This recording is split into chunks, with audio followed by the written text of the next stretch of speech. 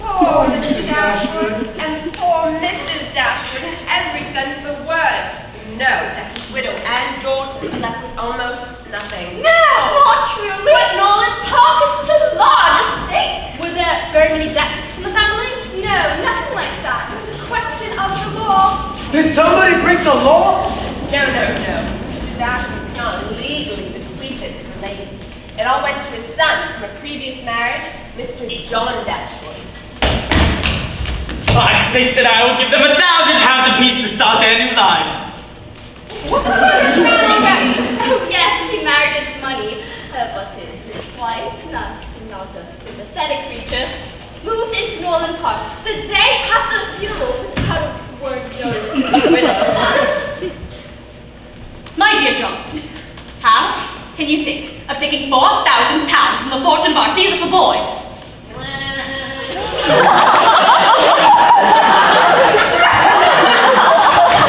The possible claim to Miss Dashwood only related to you by half-blood after so large an amount.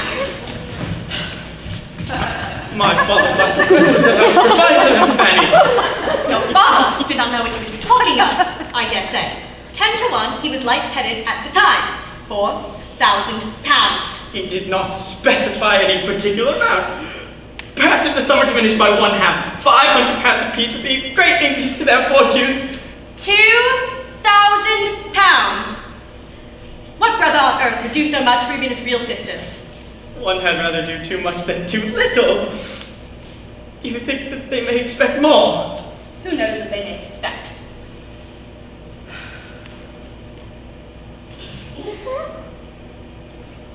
People always live forever when there is an annuity to be paid them. To be quite honest, my love, I am convinced that your father had no idea of you giving them any money. I wager when he told you to provide for them, he meant for you to help them to move their things and send them occasional presents of fish and game and so forth. My dear, may I risk being perfectly frank? Always my angel. The painful truth is that even on his deathbed, your father was not thinking of us, nor of our little Perry. He thought only of them. So, you owe no particular attention to his wishes, for given his way, he would have left them everything in the world. Remember, my dear, he left them all the best china. China was a material consideration. It is absolutely unnecessary to do more, I think, than to help them move comfortably. How liberal and handsome you are, my lamb. And so they are ladies and their mother are left in such reduced circumstances. How shall the girls ever catch a man? As to that, I hear Mrs. John Dashwood's brother, Mr. Edward Ferrars, is to stay at Nolan for a time. He is a bachelor. And he stands to inherit a large fortune from his mother. If only one of you Dashwoods can make a catch of him.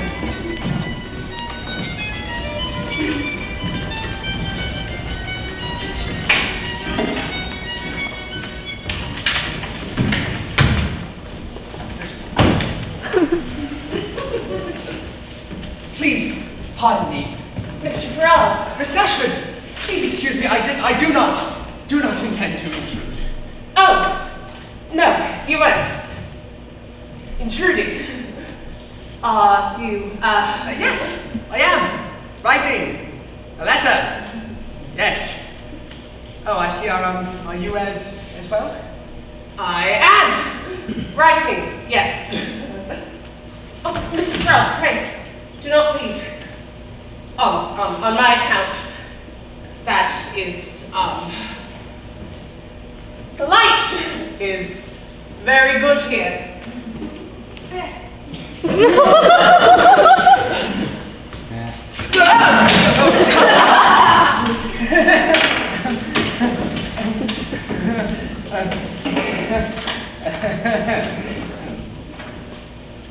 Oh.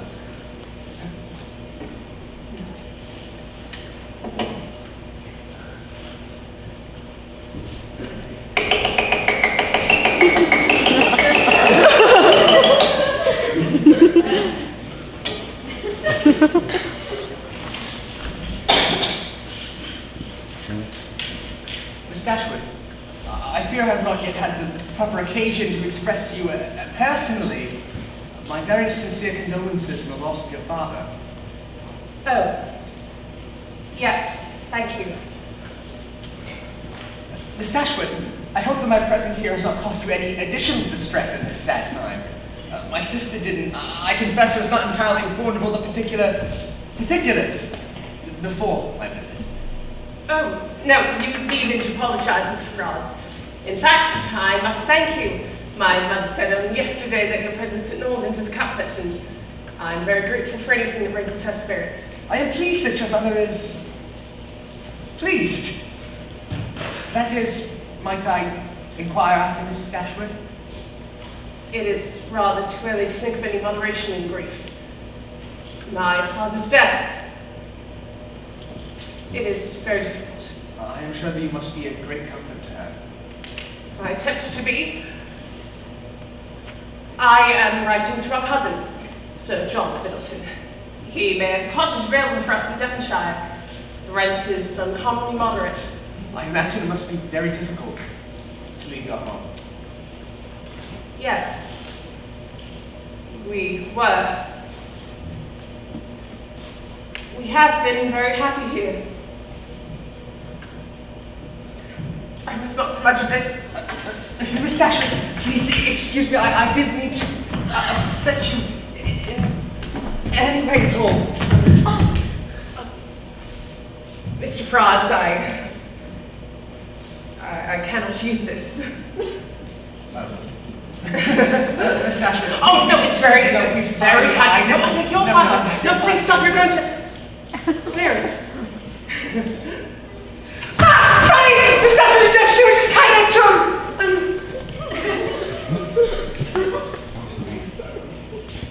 Edward, there is ink on your face.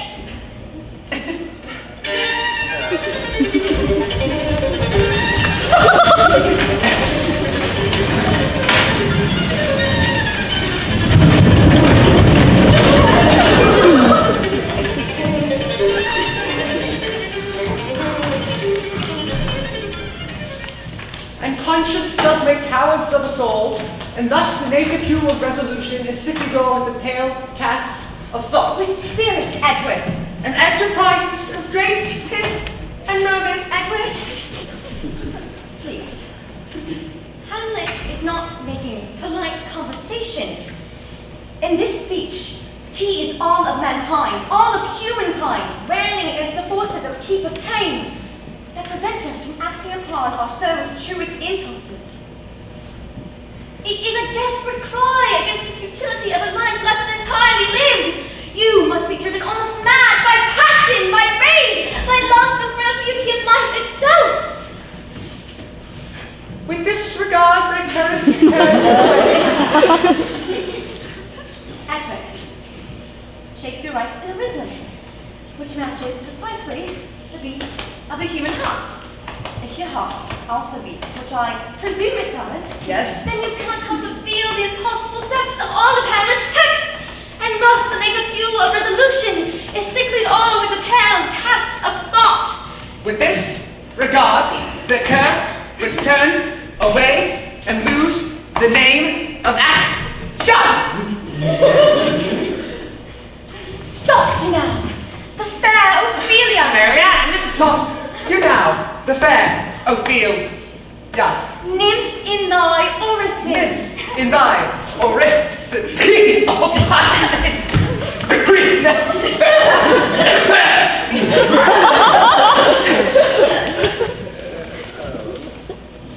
Oh, Edward. I'm sorry. A noble effort. Why would you give him Hamlet to begin, Marianne? Nay, Mamma, if one is not to be animated by Hamlet. But I suppose we must allow for differences of taste. In truth, you've done me a service. I can now tell my mother in all seriousness that I have no talent for public speaking. She takes such a defeat willingly, Edward.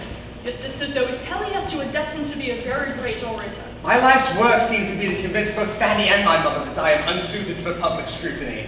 And how is your fame to be established? For famous you must be to satisfy I them. cannot be forced into greatness. Thank heaven. Then do you have no ambition? My ambition is to be happy, yes, but I fear it must be in my own way. Wealth and fame would not make me so. Strange that it would. What has wealth of fame to do with being happy? Wealth has much to do with it. Eleanor, for shame. Money determines more than you might wish, Marianne. Edward, you promised me you'd show me fancies new puppies before dinner. I did. Shall we make a party of it? I've seen them already. It must be a quick visit, Margaret. And do wear your boots. It's raining. I don't know where they are. It's scarcely raining, Mamma. Let us ask Betsy if they've been laid aside.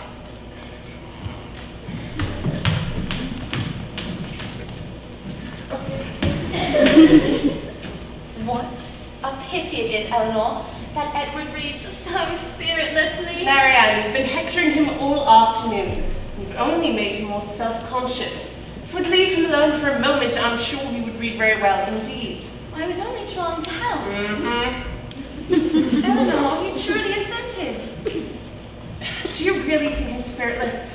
I have the highest opinion possible, Edward. I assure you, I think him everything in the world that is worthy and amiable. Must you always speak so warmly? Don't you agree? I think that Edward is very sensible.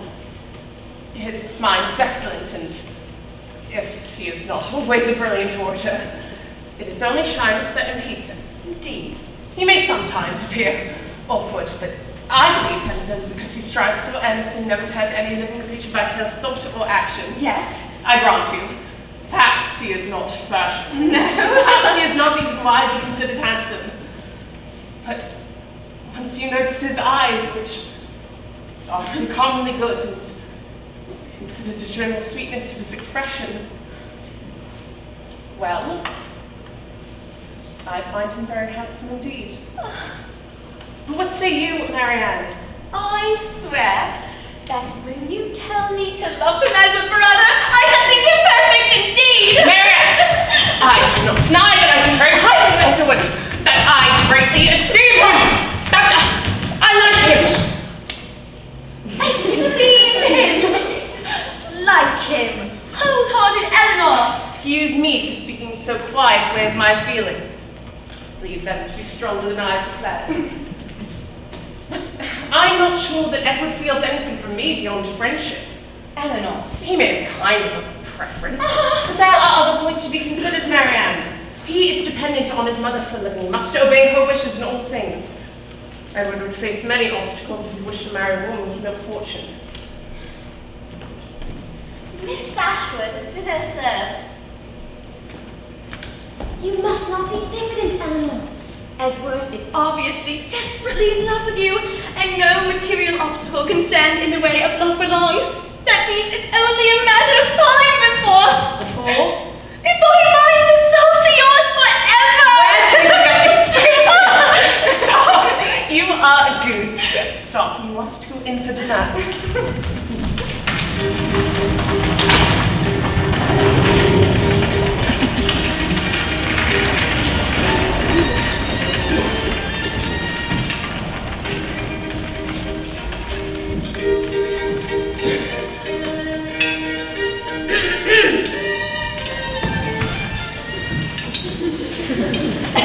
There is brown one, and white one, and one that's almost all brown with a white spot in his ear. They're all so sweet. Do you think, Mama, I may be able to have one as my particular pet?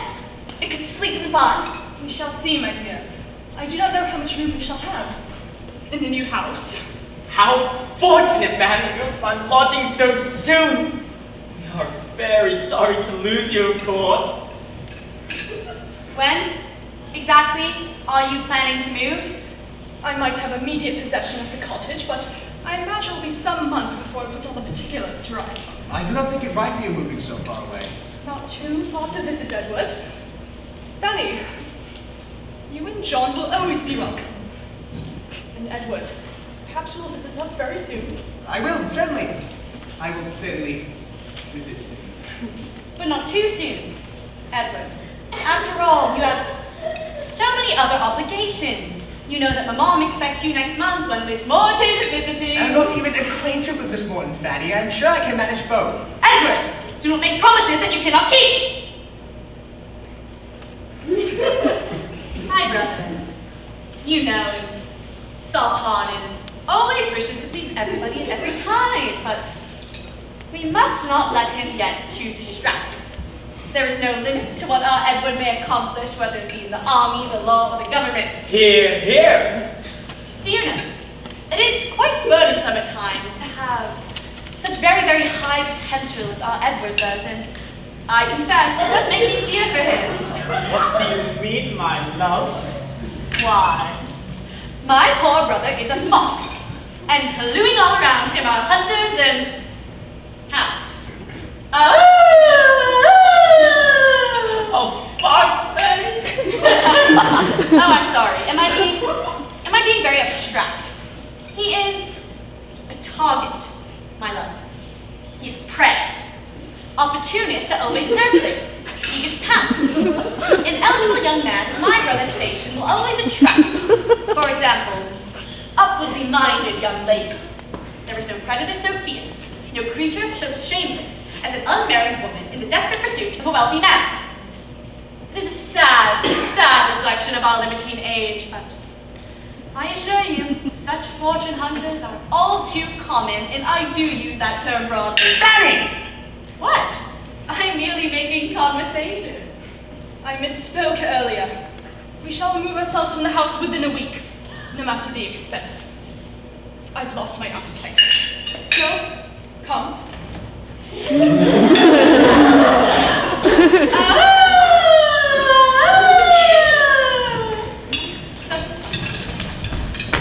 Miss Dashwood, I just wanted to say, very safe travels to your new home.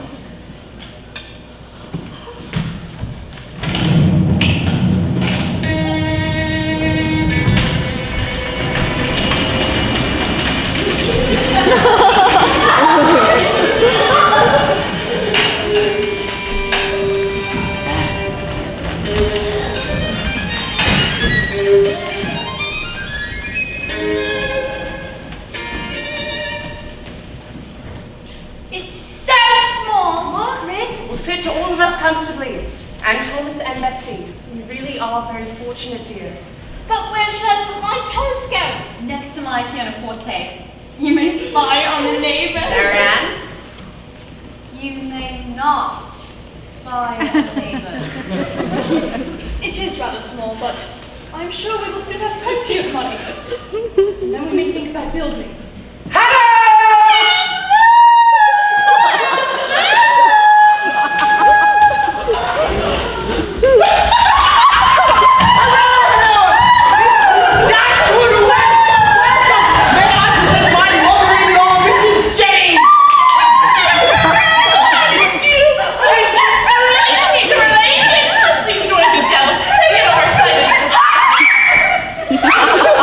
My daughters, Eleanor, Margaret, and Marianne.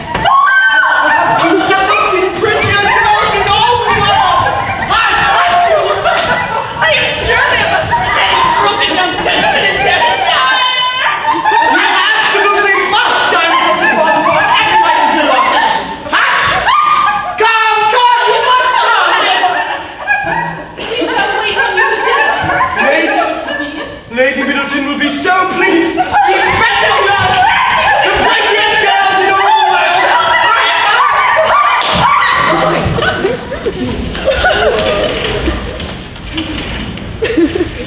I regret to inform you, Miss Eleanor and Miss Marianne, I was unable to get any eligible young bachelors here tonight. Only our particular friend. Neither young nor very gay, I'm afraid. Brandon, old boy, come feast your eyes on Miss Eleanor and Marianne Dashwood.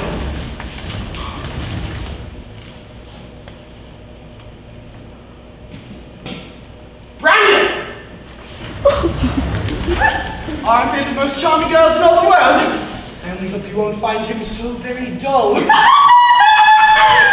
Miss Margaret, surely you can tell us the name of the man who is Eleanor's particular favorite in Sussex. I must not tell. May I, Eleanor? Margaret, remember that whatever conjectures you may have, you have no right to repeat them. I have never had any conjectures about it. It was you who told me everything yourself. Come, let us hear all about it. What is the gentleman's name? I must not tell, ma'am, but I know very well what it is, and I know where he is, too. You can guess where he is, Norland, to be sure. He is the cure to the parish, I dare say! No professional. Margaret, you know this is all your own invention, and that there is no such person in existence. Well then, Marianne, lately he is dead, for there was a man once, and his name begins with an F. It has rained very hard recently. It's rained every day for the past fortnight, I believe. You find the weather unusually inclement as of late now. Rain. Shocking. Yes, it has been a very wet spring. Margaret, would you be so good as to join me at the pianoforte? Oh! Marianne, you play? Please excuse my sister's enthusiasm. No, no, no! Pound away, my old man!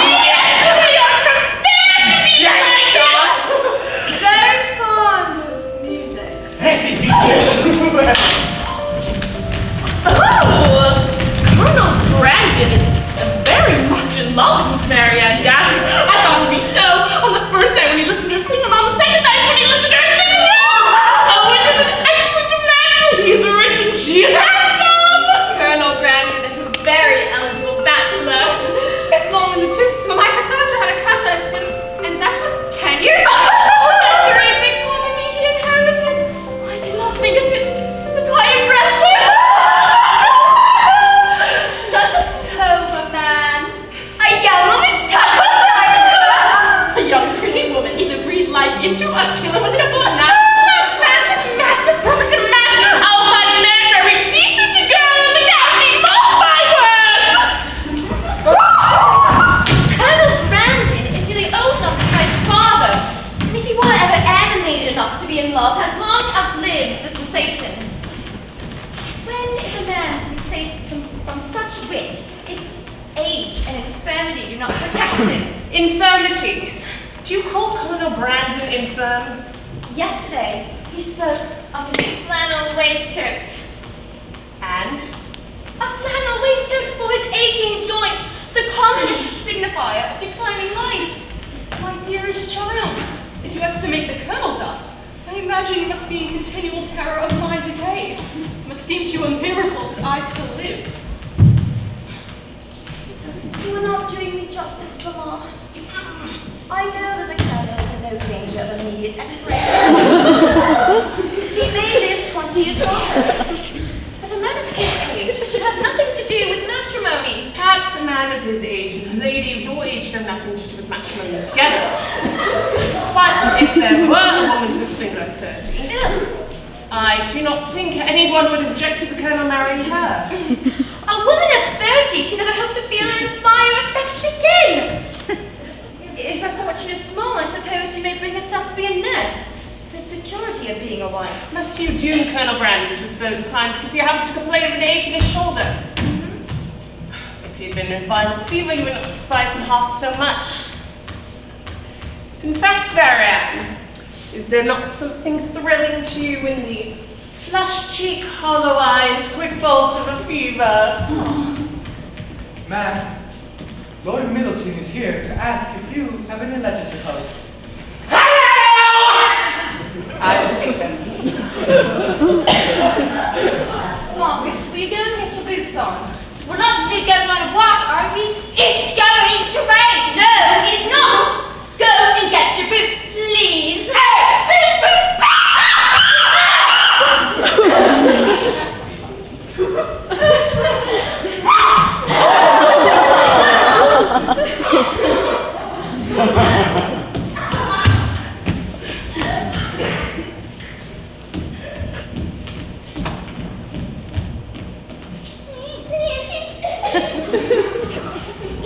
Mama, I've had an alarum on the subject of sickness which I must share with you. I am sure that Edward Ferrars is not well. Oh? We had been in the county a fortnight, and he has not yet visited us. What else but grave illness could be keeping him away? Does Eleanor expect him? She must. Well, she has said nothing to me. It is all so strange. Do you know, I purposely left them alone together twice on our last morning at Norland, and each time he most unaccountably followed me out of the room. Shh. What? Are you still walking? Looks as though it's going to rain. Marianne! All this talk of a wet spring. It is not going to rain. The day will be everlastingly fair. Now come along.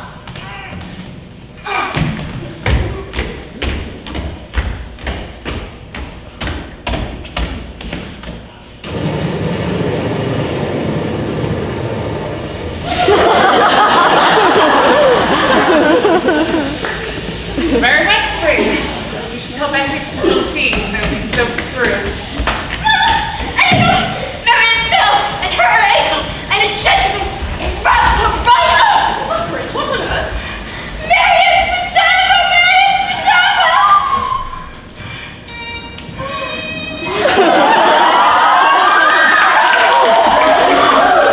Marianne's gallant preserver! Please forgive my intrusion, ma'am. Lady through the tumble was not able to stand. Margaret, run and tell Betsy what has happened. Marianne, dear, are you in much pain? It's only a wrenched ankle, I think.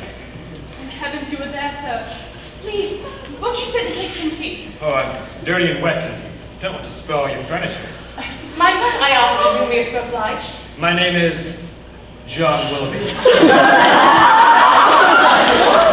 I hope ma'am will not be honor of calling tomorrow to inquire after Dashwood is our name. I'm Mrs. Dashwood. This is Eleanor, Margaret, and Miss Marianne Dashwood. really, Mr. Willoughby, you will be more than welcome. Won't you wait for the rain to clear? Thank you, ma'am, but my pointers are outside. A little more water will have to melt me.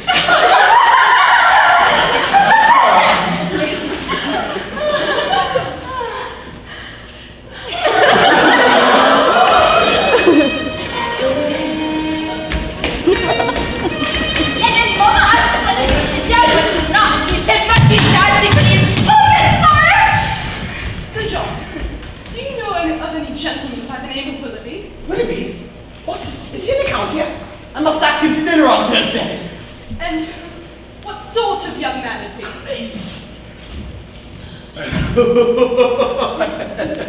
What kind of fellow has ever lived yet? And not a bolder rider in England. And where's his residence? Mr. Willoughby has no property of his own in this county. He resides here only while visiting his rich old cousin, Mrs. Smith at Allenham Court. He's to inherit all of her estate and her fortune eventually. Oh. Yes, Miss Dashwood. He is very well worth catching.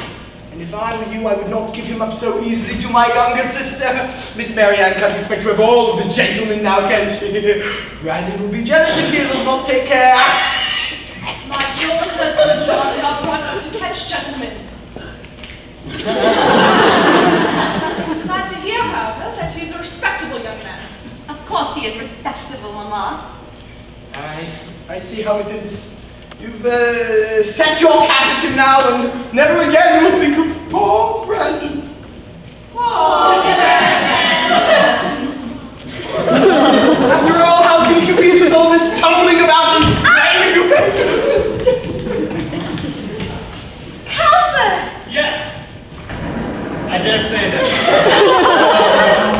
it's a more serious matter, but I am afraid that Cowper is my favorite poet of our time.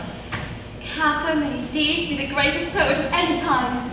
Pray, Mr. Willoughby, what is your favorite poem? Mine must be Hope. I think Oh, see me sworn to serve thee, and command a painter's skill into a poet's hand. That, while I, trembling, trace the work divine, fancy may stand aloof from the design, and light, and shade, and every stroke be thine. Mr. Willoughby, won't you join us for dinner? Thank you, ma'am, but I must dine with my cousin at Allenham. Well, I had no idea it was so late. Might I inquire after Miss Marianne again tomorrow? By all means. Until tomorrow.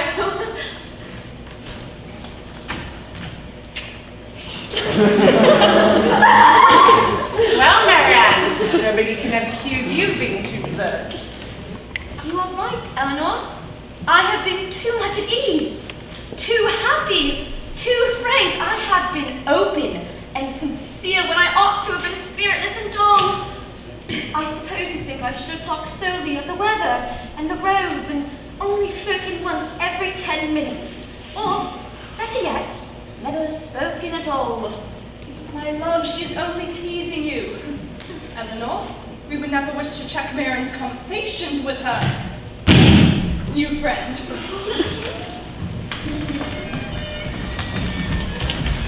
What match indeed! I hear that Willoughby visits the Dashwoods every day. Scooping her up from the driving rain. Out of origin season, you'd have a penny novel.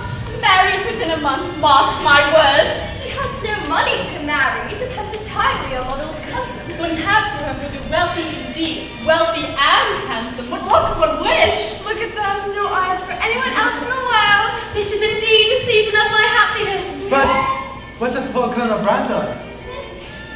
Colonel Brandon. Colonel Brandon and his wax free. Colonel Brandon's the kind of man that everybody speaks well of and who nobody cares about. Why should you dislike him? Why should you like him? He is very civil. He's seen a great deal of the world and always answers my inquiries of good breeding and good nature.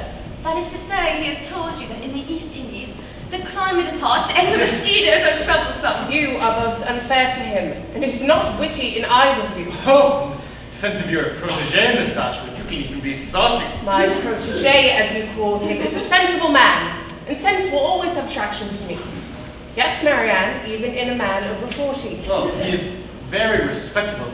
As respectable as a statue or a monument. A terrible, stiff, perfectly inhuman colonel. I'm amazed he's so bent at the waist. Well, I've always found him to be a perfect gentleman. But not me. Eleanor? No. I fear she's only too right. Miss Dashwood, forgive me. In utter self-reproach, I cast myself at your feet. To once again bask in the light of your sweet approbation, I surrender my case entirely. I, John Willoughby, confess that Colonel Brandon's character is completely and entirely irreproachable. Yet somehow I dislike him as much as ever. Speak of the devil. Oh, we never safe from him. You have poor timing, Brandon. I was just about to take Miss Marianne to go look at the greenhouse. There are some very interesting orchids there. Orchids? Yes! We must go look at the orchids. I so adore an orchid. Excuse us.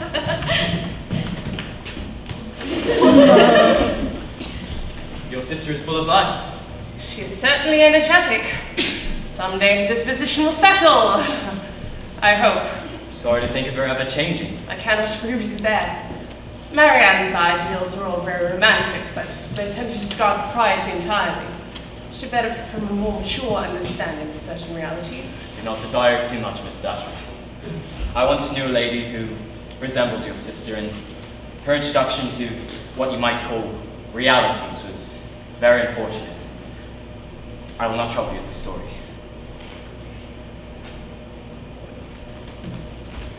Pardon me. Have you got this? Oh, yes. Might I have it laundered? No, thank you. I beg your pardon, you see, it's covered with ink. Please excuse me, Colonel, but may I steal my sister's attention for a moment? Eleanor, I have the most wonderful news! Willoughby has given me a horse! A horse? And one which is exactly bred to carry a woman. He is sending his groom for it immediately. Marianne, you cannot accept such a present. Why not? Eleanor, we shall share its use. A horse. From a strange man. What strange man? We are speaking of Willoughby. And he is very little known to you. I may not have been acquainted with Willoughby for long, Eleanor, but I know him much better than I know any other creature in the whole world. Except for you and Mama, of course. Marianne, let us not touch upon the impropriety for a moment. We cannot afford to keep a horse. Surely we could find the money. We have enough to do just to keep ourselves respectable. There must be some way. We must go in for dinner.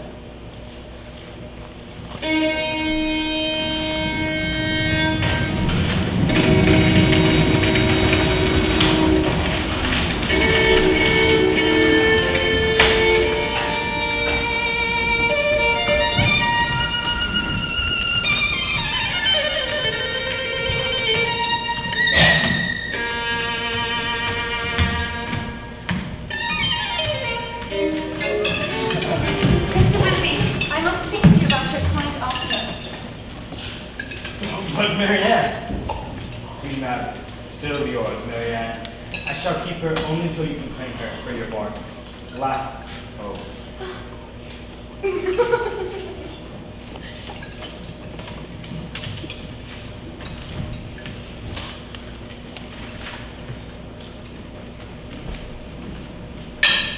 What is the matter with Brandon? He left my dinner table. No bad news, Colonel, I hope. None at all, ma'am. What? What was that letter? Merely a letter of business. Then how did it discompose you so much? Come, let us hear the truth of it. Oh, I know who this from. I hope she is well. Whom do you mean, ma'am? Oh, you know who. I'm very sorry that I received this tonight, ma'am, but I'm afraid this letter requires my immediate attendance in town. In town? What did you have to do in town this time I of did year? not mean to break up this party, but I'm afraid I must depart at this moment. Tonight? Absurd. Go tomorrow instead. I regret that I cannot. There are some people who cannot bear a party of pleasure. I will lay 50 guineas that Brandon and Fenton is tricked to get out of our gathering. I have no doubt of it. This is all very unorthodox. When will you be back again? I dare not say. Your horses are ready, sir. You had better change your It mind. is not in my power. Might I see you and your sisters in London, Miss Dashwood? I'm afraid not. Then I must bid you farewell for a longer time than I should wish. Miss Dashwood, Miss Marianne. Colonel, before you go, do let us know where you're going about. Good evening, ma'am. How provoking!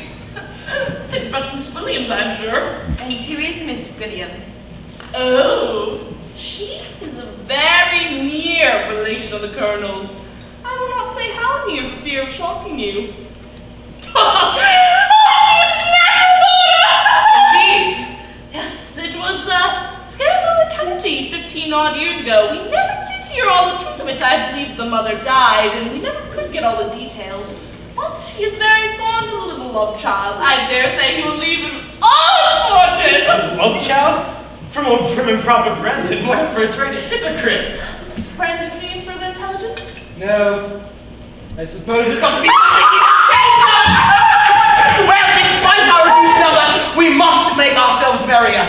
Who's for a short ramble after dinner? A moonlit drive around the country, eh? Oh, why don't you ask Mr. Willoughby and Miss Marianne about drives in the country?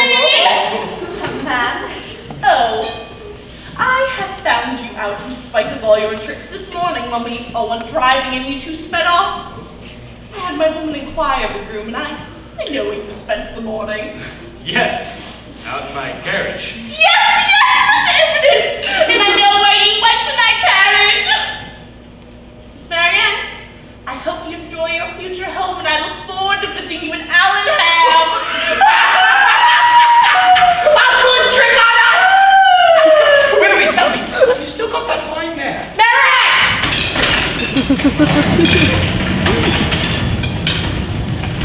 Did you really visit Allenham with Mr. Willoughby? Yes. With no companion other than Mr. Willoughby? We did nothing wrong, Eleanor. Willoughby has a perfect right to show that estate. It will all one day belong to him. Even if Allenham one day belonged to you, Marian, you've not been justified in what you've done. Eleanor, When you tell me. why don't you talk to me about Edward? There's nothing to tell. Well, the same is true for me. We did nothing wrong, Eleanor, really. We took a little stroll. Perhaps it was rather ill-judged of me to go without a chaperone or formal invitation, but Willoughby wanted particularly to show me privately. There is the sweetest little garden there and a sitting room just so... No news of an engagement yet? Cannot think why. He uses her Christian name so openly. Such extraordinary The silence. establishment may not be within his power until he inherits. He certainly lives expensively. Old-fashioned and no fortune, as they say. But no news of an attachment yet? Why such secrecy? Why such secrecy? Why such secrecy? Why such secrecy? Why such secrecy?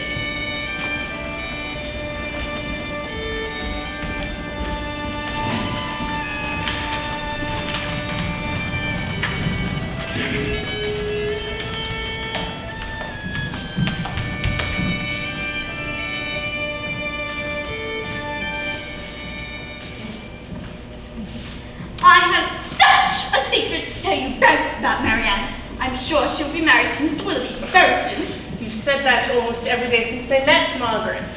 But indeed, now I'm sure, for he has got a lot of her hair. How do you know? I know many secrets, Eleanor. Margaret. I saw him take it last night after you and Mama went out of the room. They were whispering to her, and he took off the scissors and cut off a lock of her hair, and he kissed it and he put it in his pocketbook. And today she has to stay at home alone. I'm sure she'll be visiting with him now. Margaret. Look, it's Miss Willoughby's curl outside. I told you he did visit her. Marianne.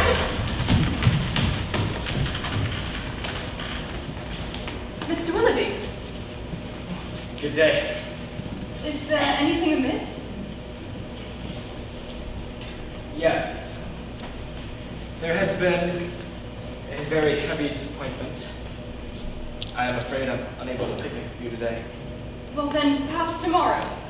Mrs. Smith has commanded her poor-dependent cousin to conduct some business for her in London. Right away. I have just received my marching orders and must leave immediately. Her business will not keep you from us for long, I hope. You are very kind, but I do not think I can return to Devonshire soon. Mrs. Smith will not have me more than once a year. And does Adam have the only house in the neighborhood in which you are welcome? For shame, Willoughby, do you need a formal invitation to visit us here? You are too good. My engagements at present are of such a nature. It is folly to linger. I will not torment myself by remaining any longer. Margaret, will you run and go tell Betsy that Mary won't be coming down for dinner? But Please, dear.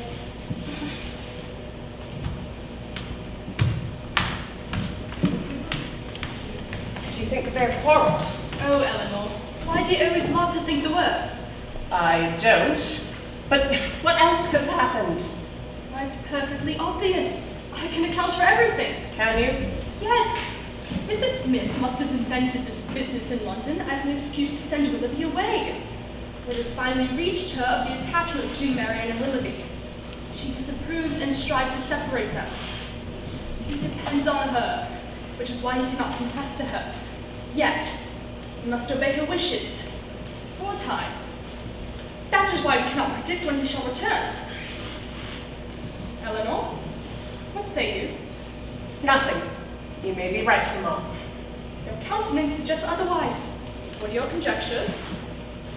I don't need to cast suspicion, but Mamma, it may indeed be prudent to conceal their engagement from Mrs. Smith, but why did they conceal it from us? His entire behavior toward Marianne declares that he considers her as his future wife. My doubts may soon be done away. If they write to each other, they are obviously engaged. A mighty concession indeed. Ungracious girl. If you were to see them at the altar, would you then admit them to be married? Perhaps we should ask Marianne directly if she is engaged. You may do as you like, but I would never force such a confidence on Marianne. I would not ask that question for the world. Marianne should tell me what she will, when she will, and however she sees fit. I've told Betsy. She wants to know if she should send Marianne's dinner up. Let us practice your French, dear. Nobody ever tells me anything.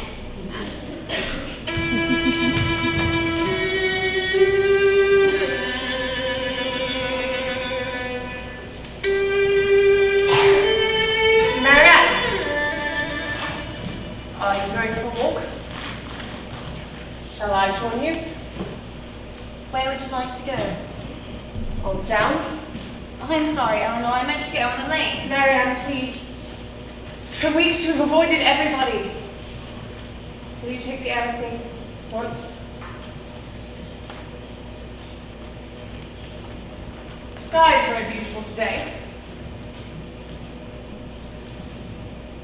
We never finished reading Marchmont, Marianne. Perhaps we could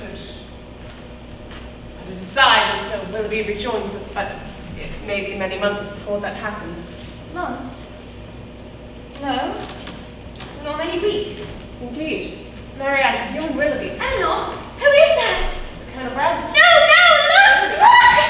Hello!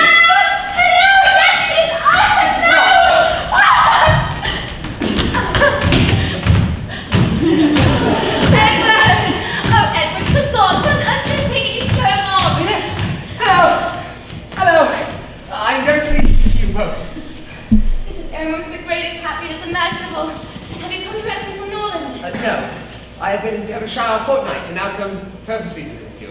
You have been in the county a fortnight without visiting us. I have been visiting some friends near Plymouth. Welcome, welcome. Mama would be so happy to finally see you. Or perhaps I should just go and tell her myself. Marion, wait, perhaps!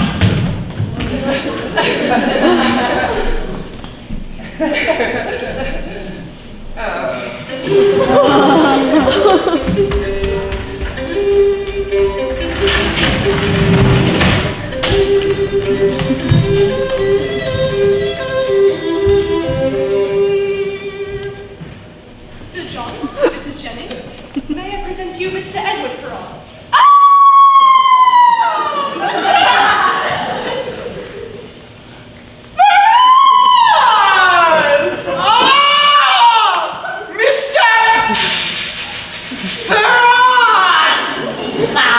What an unspeakable pleasure to meet you, Mr. Ross! Would anyone care some tea? Please. Certainly.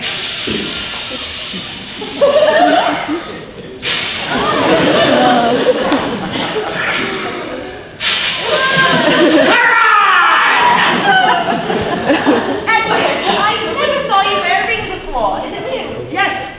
No. It is old, that is, but new to me. Recent. Have I never worn it before? Yes. Mr. Frost! Life, sir, life! Mr. Farad! We shall be quite alone. And the night after again, for we shall be alone. How shall we have you in our little corner of England, Mr.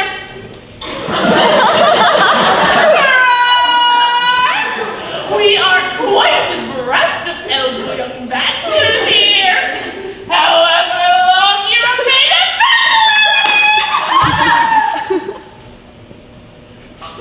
I'm afraid I'm only staying tonight. bachelor! A lot of riding for such a short visit. Only for tonight, Edward.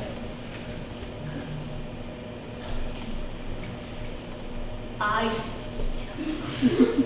You only came for a particular errand? Oh, I see. I'm saying Well, whatever your reasons, we must have you stay longer now. Yes, young man, don't be a ninny! No, stay! Stay! Edward, you are more than welcome. Stay!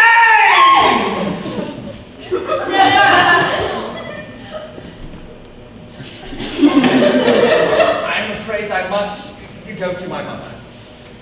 Truly, Mr. Ferrars, such a very short visit.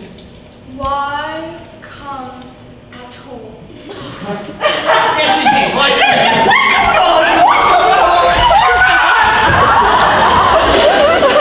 Really, Edward, it is too ridiculous. You must stay. I'm sorry beyond what I can say, but I must go to my mother.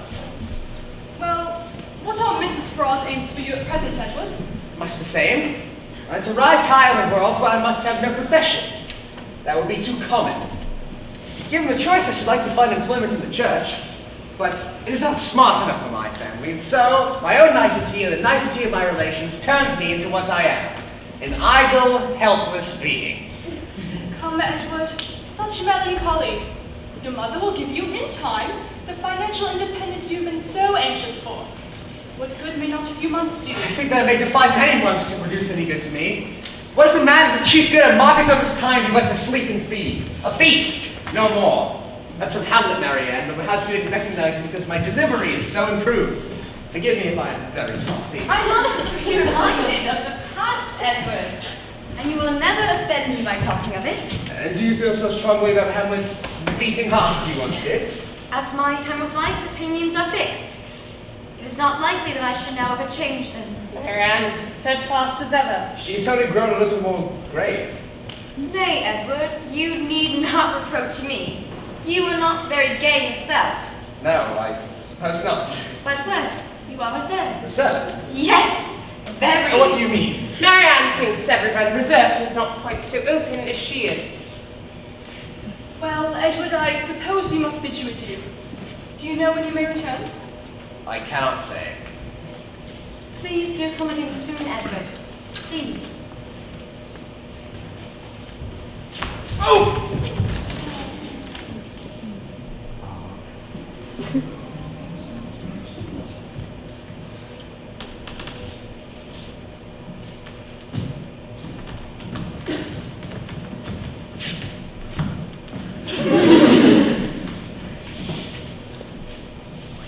Miss Dashwood?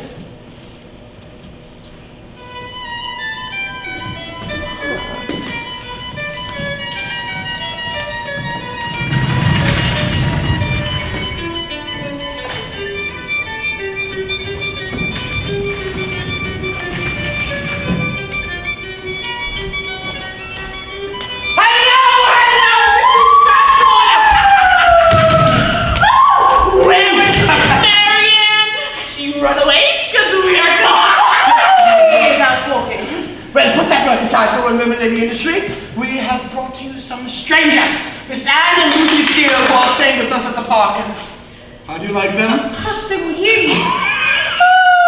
Met them on a morning excursion to Exeter. And found them to be our relations, yes, a cousin of my cousin's Mildred's own, Mr. John. Nay, not you, sir!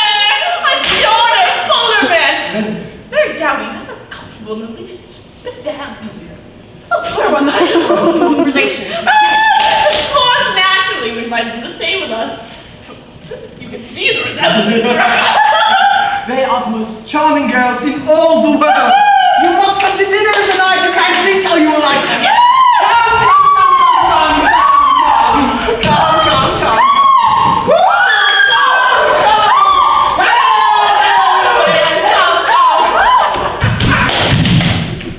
What a lovely room this is. So very well appointed. Indeed. How do you like Devonshire, Miss Dashwood? I'm sure you were very sorry to leave Sussex in that big fine house when your father died and you lost all your money. We were very sad to leave Norland. Pardon me. And I had you a great many smart bows there. There may be a vast many smart bows in Exeter, I'm sure, but Lord knows if I can tell what bows there might be about Norland, and perhaps the Miss Dashwoods might find it dull over here if they don't have as many as they used to have. Or perhaps the Miss Dashwoods do not care about the bow and as leave be without. Well, for my part, I find that they are vastly agreeable, provided that they dress smart and behave civil. Now, there's Mr.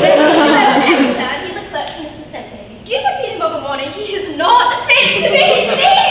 And I just suppose your brother was quite a well Miss Dashwood before he married us. He was so rich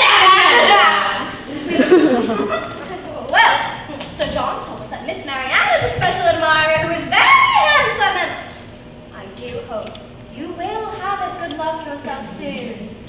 But perhaps you have a gentleman friend already? Yes, his name is Faraz! Pray, don't tell anyone, for it is a great secret. Shh. Faraz! Mr. Faraz is the happy man! Your sister-in-law's brother, Miss Dashwood, why, Lucy, we know him very, very well. Anna, we have met Mr. Faraz once or twice at our uncle's, but we hardly know him well. Well, I shall say no more. Not for all the money in the world. I do believe I shall see if Miss Marianne knows any Marias. Miss Dashwood, please, pardon me, but might I ask you something rather odd? Pray, are you closely acquainted with your sister-in-law's mother, Mrs. Faraz? No, I've never met her. Truly? Oh, I suppose she must have visited Norland sometime. No, I'm afraid not. You must think me very strange for inquiring about her. I wish I could tell you why I asked, but I do not wish you to think me impertinent. I could not bear to have you think me impertinent. I'd rather anything in the world than to be thought impertinent by a person such as you. I assure you that I do wish so much I could tell you my reasons. I would indeed be very glad of your advice in a trying matter, but I do not wish to trouble you. I'm sorry that you do not happen to know Mrs. Faraz. I am sorry that I do not. But I confess, I did not know that you were at all connected with that family. Forgive me, it was an odd question. Do not think of it anymore. Tea? No. Oh. Dearest Miss Dashwood, can I trust you? Pardon? Would you keep a very great and grave and important secret? I unburden myself to you entirely. You solemnly promise to never, ever, ever tell anyone what I will tell you now. Mrs. Ferrars is indeed nothing to me at present, but the time will come when we may be very intimately connected indeed. Good heavens! Have you an understanding with Mr. Robert Ferrars? No! I never saw him in my life. But I am engaged to his eldest brother. I dare say he never dropped the smallest hint of it to you or your family. Indeed, it is a great secret, for I have no fortune, and we fear his mother will take away all his inheritance if he chooses to marry a girl with no money. I beg your pardon, but there must be some mistake. I assure you, I am not mistaken about the name of the man on whom all my future happiness depends. Mr. Edward Ferrars.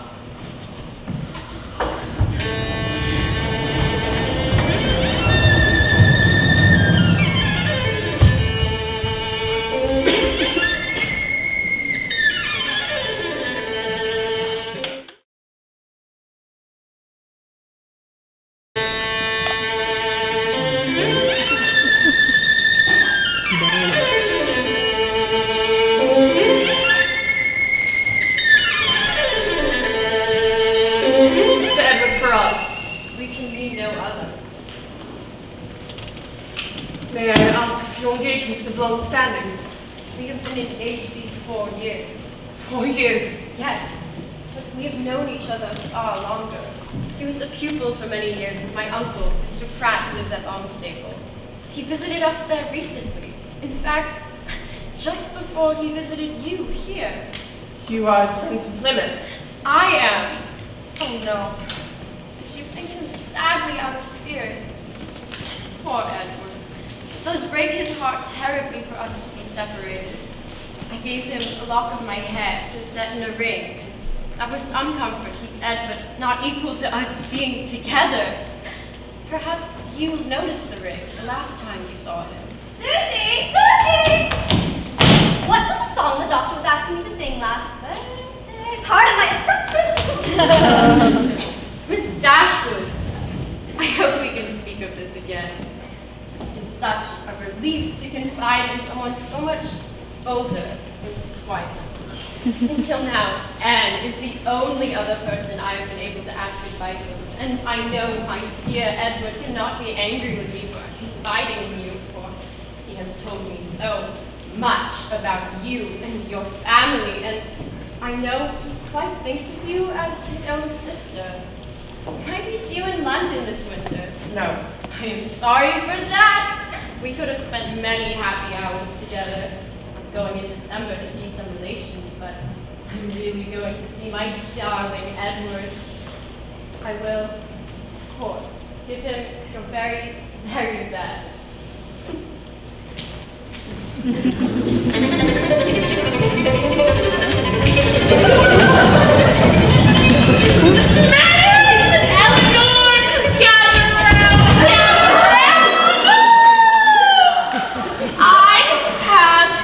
Wonderful proposal for you two. Every year I'm in the habit of moving to a nice stop in London near Portman Square, and I have my little chickens. And I'm entirely resolved that this go right. You must come with me to town and keep an old stupid woman home. I do thank you, ma'am, which is a very kind offer, but I'm afraid we cannot leave my mother. I am sure she will not object. On the contrary, she find me very fit to procure you a bevy of eligible young London bachelors. Marianne seems eager enough. Ah, Mr. Willoughby lives in the county, does he not? Come, Miss Marianne, let us strike hands upon the bargain. If Miss Eleanor changes her mind, by and by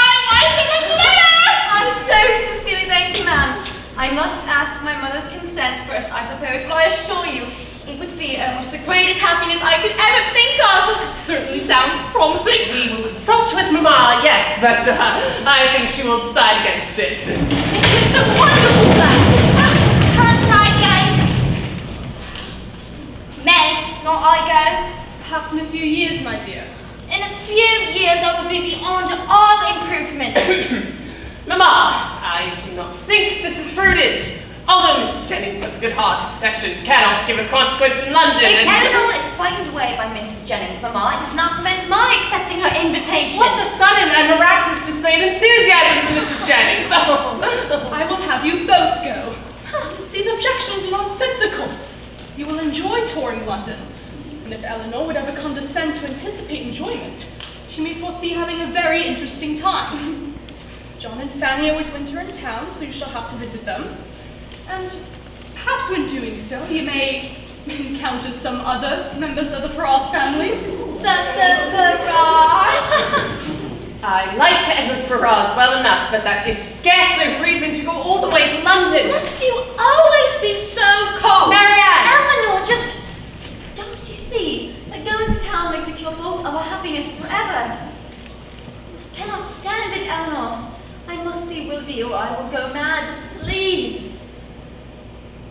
Please promise me that you'll behave yourself.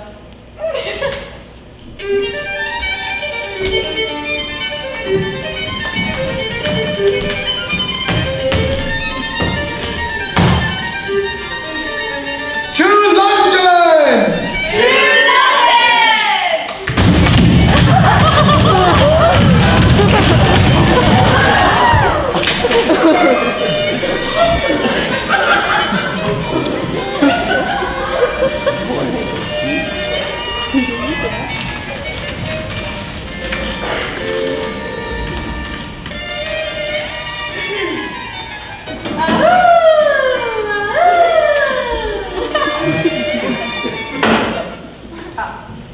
Marianne, I'm writing home tomorrow.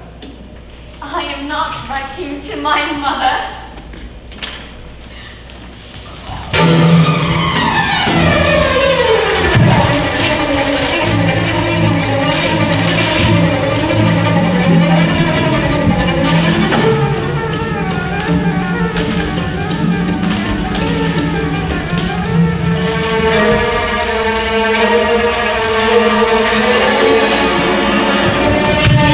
Has any letter been delivered for me today? No letter has been left but this. For me? No, ma'am, for my mistress. So you are expecting a letter then? No. You've no confidence in me, Marianne. Nay, Eleanor, this reproach from you, you who confide in no one. Me, Marianne, I then have nothing to tell. Neither do I. Our situations are then alike. Neither of us has anything to tell. You, because you do not communicate, and I, because I conceal nothing. Marianne. Eleanor! It's him! No, it's him!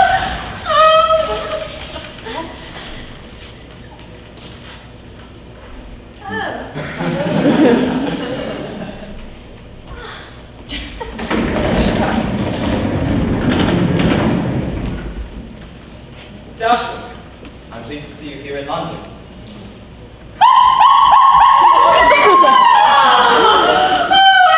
Monstrously glad to see you. Excuse me, but I've been on my feet all day.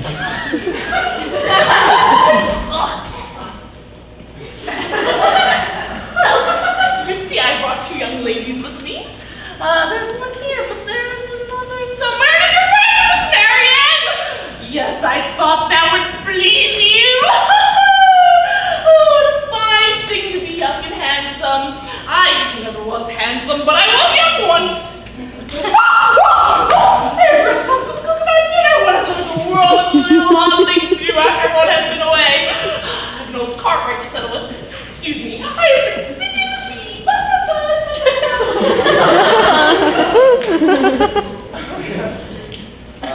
Miss Dashwood, might I congratulate you on the acquisition of a brother? What do you mean? Your sister's engagement to Mr. Willoughby. If she is engaged to Mr. Willoughby, this is the first time I've heard of it. The marriage is universally talked of, By whom? by some of whom You know nothing, and by some of whom you are most intimate. Is it true, Miss Dashwood?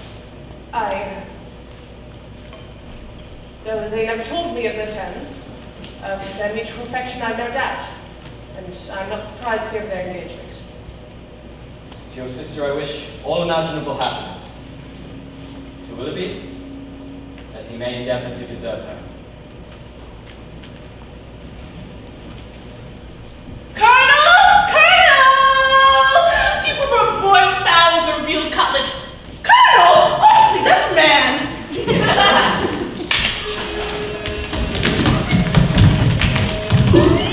Weeks gone by, and still no visit from Mr. Willoughby. It must be very teasing to you, Miss Marianne. But at the Fitzgerald ball, we many pretty fellows to attend upon her. And Mr. Willoughby will turn up sharp when he hears about how many gentlemen she dances with tonight.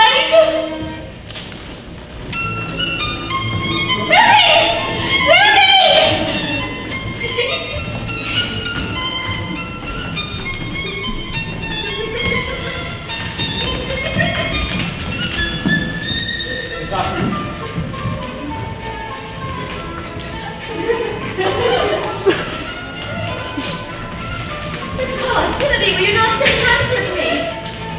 I do hope I should run this off. Have you not received my letters? For heaven's sake, Willoughby, what is the matter? I did receive the information about your arrival in town. So disappointing. Please excuse me. Marianne! Pray, when we can post it, do not betray the field to everybody present. Colonel, go to him, there's nothing possible. Marianne, with all of these people watching, what now, Jersey, please? Colonel, wait very well.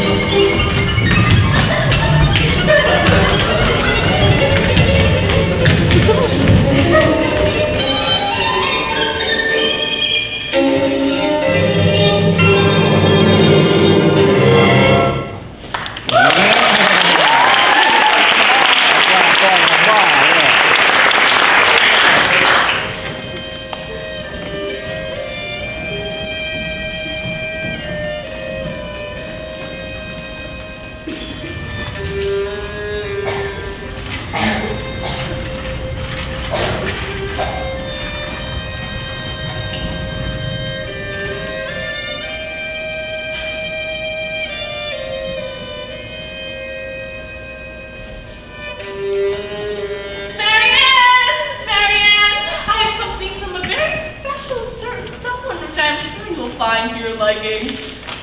Have you ever seen a young woman so desperately in love in her life? Pray, when are they to be married? Don't really, ma'am, believe that my sister's engaged, Miss Willoughby. I was certainly joking. For shame, Eleanor, how can you talk so? We all knew they were madly in love with each other from the very first moment they met. Because you were so sly about it personally, you think nobody else has any sense.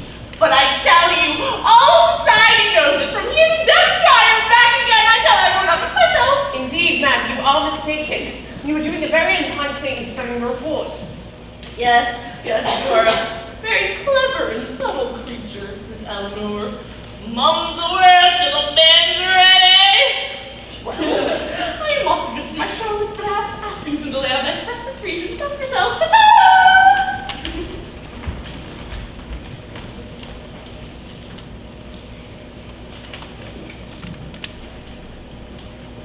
My dear madam, I gather that something in my behavior last night did not meet with your approval.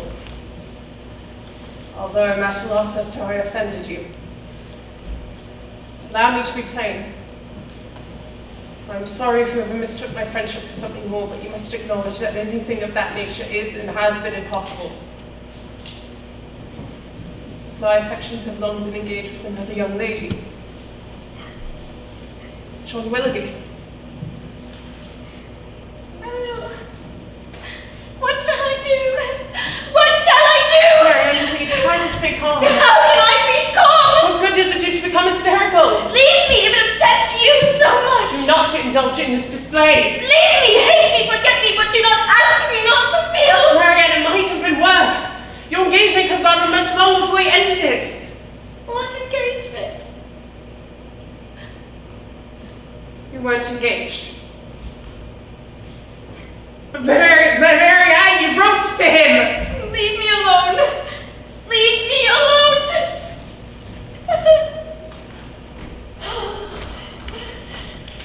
My dear Miss Marianne. Poor thing, she looks very bad. It is true, we used to be married very soon. Mrs. Taylor told me to downstairs and I almost sank on the spot. Well, it's true, he has used a woman of my acquaintance abominably ill, and I wish with all my heart his wife may plague his heart out. But, Miss Marianne, he is not the only man in the world worth having. You will soon be beating them back with a stout stick. Yes, you must have your little cry out. Luckily, the Perrys and the Sandersons are coming tonight, and that shall amuse her. Dear ma'am, I am sure Marianne will not be leaving the room today. How can a man use a pretty girl so ill when there is money on one side and none on the other? The lady, then, is very rich. £50,000, my dear. Miss Gray, a stylish girl, they say, but not very handsome. £50,000, and it won't come before it's wanted, for they say he is all to pieces. Well, 'tis a true saying about an ill wind, but how it all be better for Colonel Brandon! Oh, chuckle over the news! We shall be married by midsummer! Oh, I shall spirit him up as soon as I can. Maybe he'll come tonight, you know. One shoulder of mutton drives another down.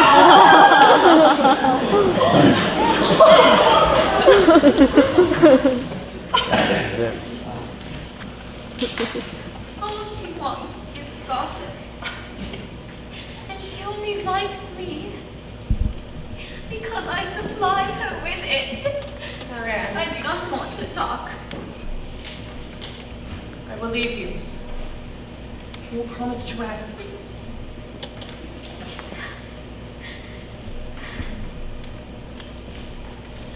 Eleanor, I recollected that I had some fine old Constantia wine in the house. My late husband was very fond of it when we got a touch of his gout. How good you are, madam.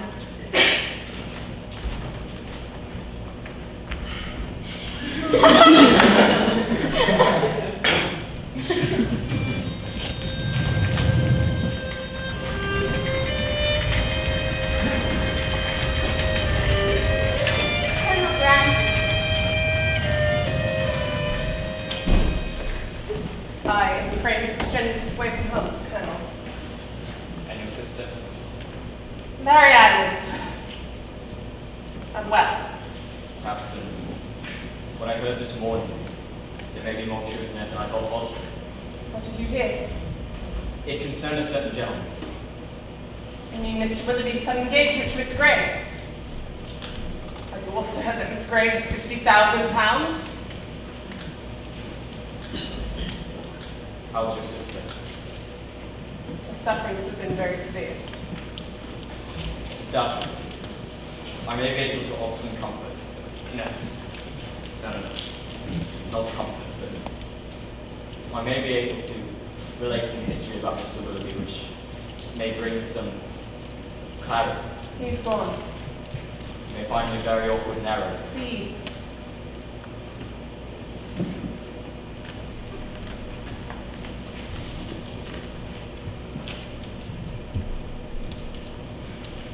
In my youth, I knew a lady who was very much like your sister, both in person and in temperament. I loved her, and she loved me in return. But Eliza had no fortune, and I was a young man with no independence and no occupation. I was under my father's power. He forbade the match, of course. A marriage of that kind was impossible, he said, unthinkable. and though I protested violently, I'm ashamed to say that he won his point at the last. Threatened with disinheritance and disownment, I faltered, and Eliza was sent away. At 17, I was also sent off to my regiment in the East Indies, and there lost contact with Eliza entirely. A man came along and treated her kindly for a time, and then another, and then another.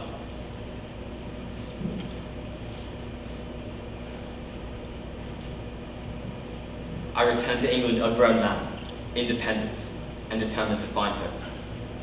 When I did, she was dying in the poorhouse, her infant by her side. You may have heard rumors about my ward, Miss Jane Williams. She's Eliza's daughter, whom I swore to look after as my own. That was 15 years ago. Last February, she suddenly disappeared from a boarding school, and for months I could not find her. Finally, I received a letter on that evening I left Barton so suddenly. In it, she did not name the man who had seduced her. His luck. For I would have done him violence at the table, even as he basked in your sister's smiles. Mr. Willoughby. He left Jane in a situation of the utmost distress, with no home, no help, no friends, ignorant of his whereabouts. She's 15, and now she is with child. This is beyond everything. When I came to you last week, I thought all was settled between your sister and Mr. Willoughby. I did not know how I could stop the marriage without heaping scandal upon both her and my poor Jane. Who knows what his designs on Marianne were? I promise you, Miss Dashwood, if I did not from the bottom of my heart believe this would eventually lessen Miss Marianne's regrets, I would not have burdened you with such troubling information.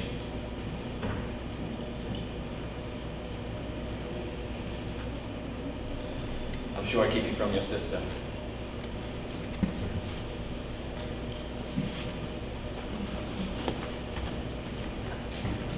Marianne, before I write to Mama, I have something I need to tell you.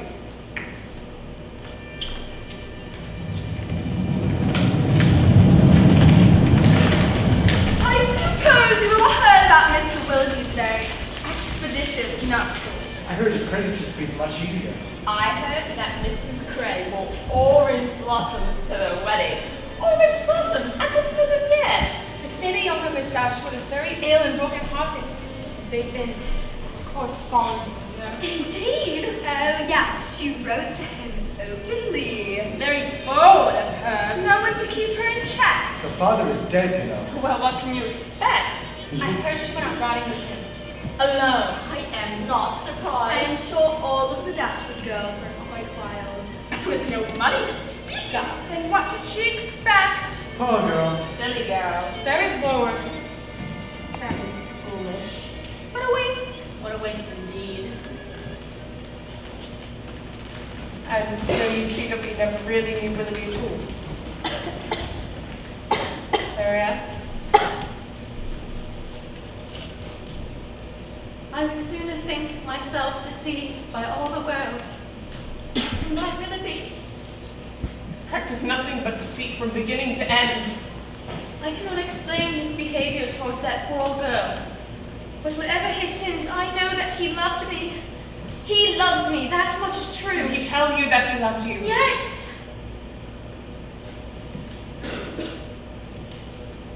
No. Never absolutely. It does not matter. Of course it does. He is the worst kind of villain. No, he isn't. Not at heart. You say that we never knew him, Eleanor, but I did. I knew him as I know myself. If he is wicked, then perhaps so am I. He and I are the same. You're not being reasonable. You do not understand. Perhaps I don't.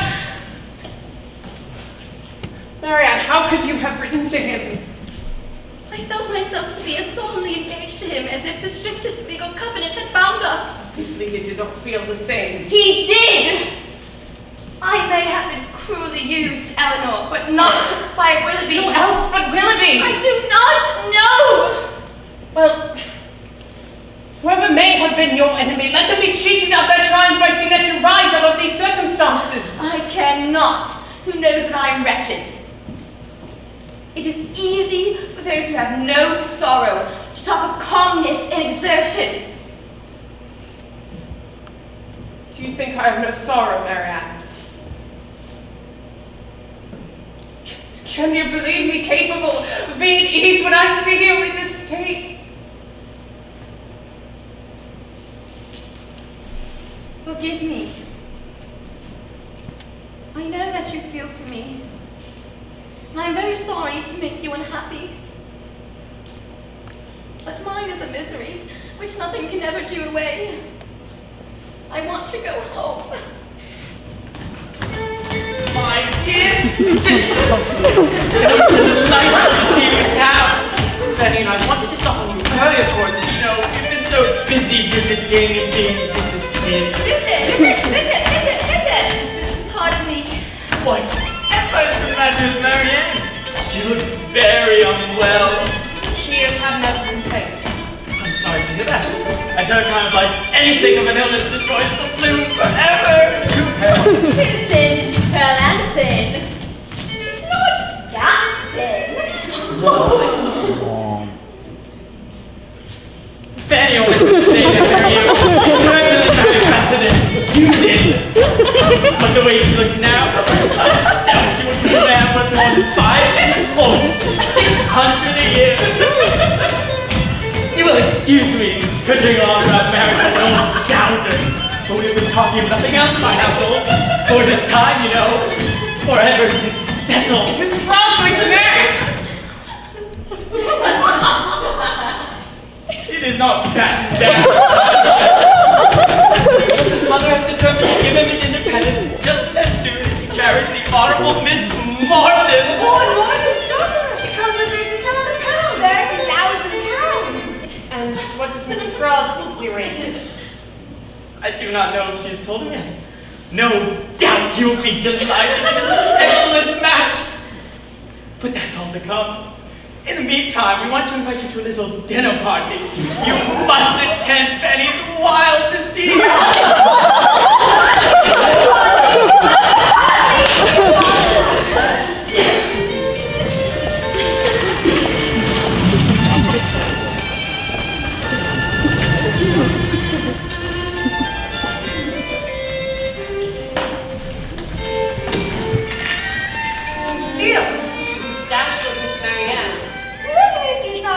Particular friends. How do you happen to be in this company? I may well ask the same thing of you. For you told me, you know, that you would not come to town at all, and yet here you are. Why are you here? Why? Excuse me. We two and your sister-in-law are the fastest of friends. Isn't that funny? Just last week we were at the sweetest little milliner's shop on Bradley Street, and we fell into talking with this terribly elegant lady waiting there. And chatting about her boy, who was being quite a monkey with the hat, I thought the milliner should faint. One thing led to another, and it turns out that terribly elegant lady was Mrs. John Dashwood. And we have visited almost every day since then, and she invited us to the party, and look! Isn't that funny? Oh, good! You've all discovered each other, I see. It's a small world. They are all such friends already. Come, ladies, let me introduce you. Mrs. Dashwood, pray for me. In a moment, I shall meet the person who is to be my mother.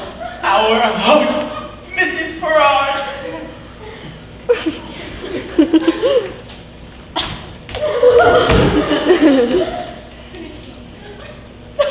Yes, ma'am.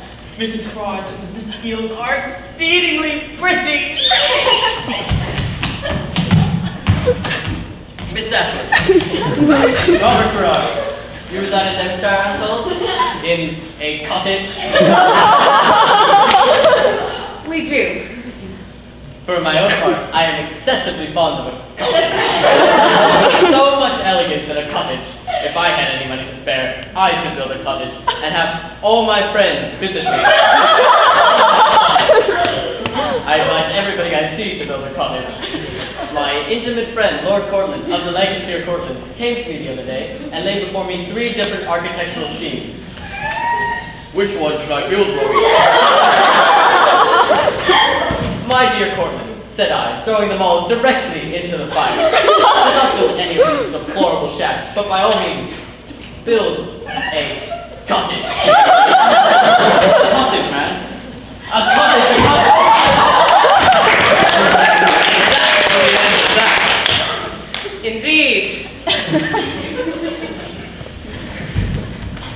And you, Miss Steele, do you live in a cottage? Not. Kitty. That is Edward's brother. Why, they are very unalike. Miss Dashwood, I cannot thank you enough for your invitation to dine tonight. Anne and I are quite overwhelmed by your generosity. I only hope we do not intrude. Oh, Miss Lucy, how could a charming creature such as you ever intrude? Indeed, Mother. Mother says, how unusual it is nowadays to encounter young ladies who are as modest and respectful as Leisureline Steeles. I assure you, my dear, young ladies of your sort are always welcome here. Oh, Mrs. Ferrars, you are too kind. I could just stay here forever. These paintings on the wall, so well executed. Did you paint them, Mrs. Dashwood? These were done by Eleanor. Do you know, we should ask Miss Morton to paint something for us sometime. She does paint most delightfully. She does indeed, but she does everything well. Who is Miss Morton? Why are we talking about Ms. Morton? Eleanor made these, and they are beautiful. Miss Morton is Lord Morton's daughter!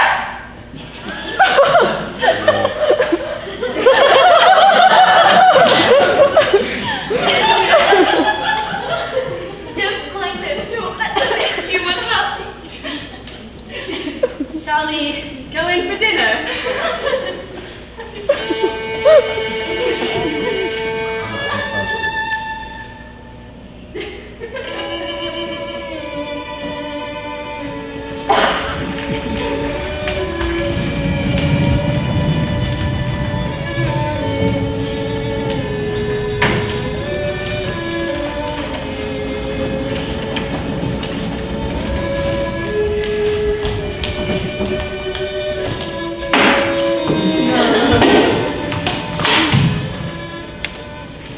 My dearest friend, can you believe it?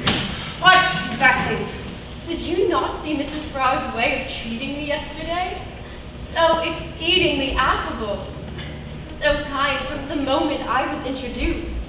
She seemed to really take a special fancy to me. Were you not quite struck with it? She was certainly very civil to you. Did you see nothing but civility? If his family knew about your engagement, nothing could be more promising than their treatment of you. But, as that is not the case... Why in the world would they pretend to like me if they did not? Mrs. Ferrars is affability itself, and so is your sister-in-law. I'm sure it would all work out splendidly, and all my fears were for nothing. I suppose time will tell.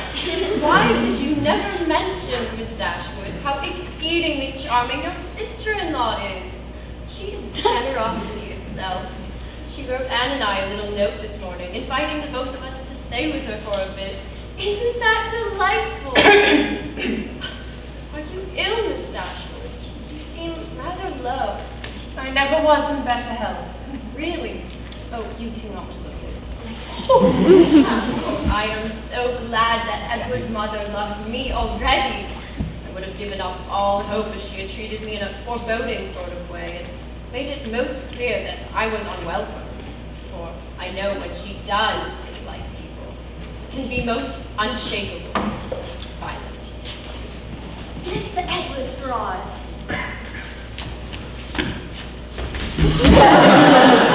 Miss Ferrars! Miss Dashwood!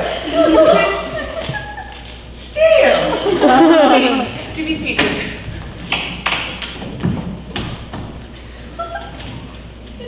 Why, thank you, Miss Dashwood.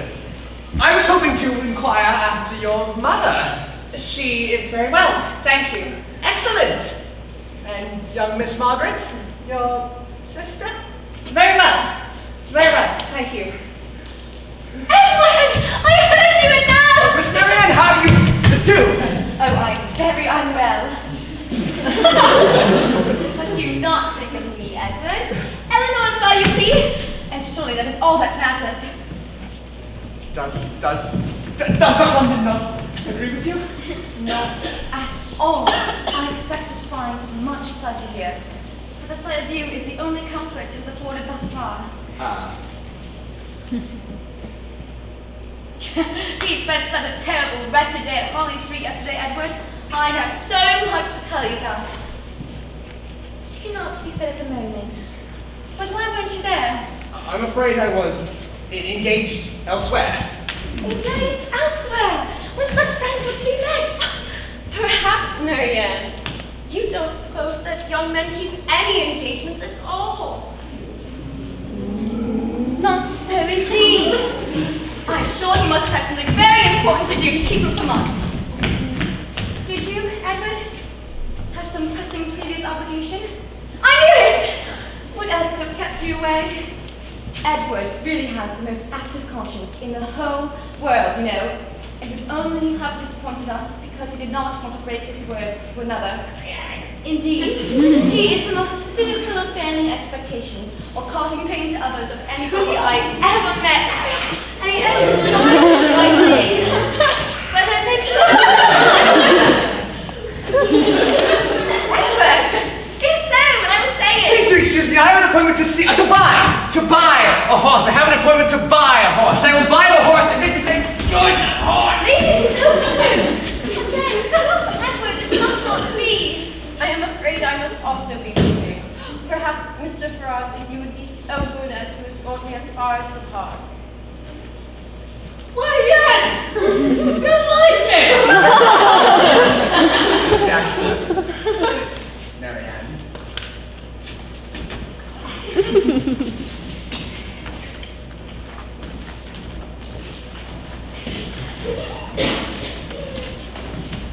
What could have brought her here? Could she not see that we wanted her gone? How teasing to Edward. Why so? We are all his friends, and he's known Lucy the longest. I'm sure he was very happy to see her. You know, Eleanor, I cannot bear when you say things that you know are not true. Miss Marianne! Have you heard the news at your sister's house? A scandal! A real scandal! I can't think what is taking Lucy so long at the toilet this morning. She must be fixing a ribbon in her hair too, I suppose, after seeing mine.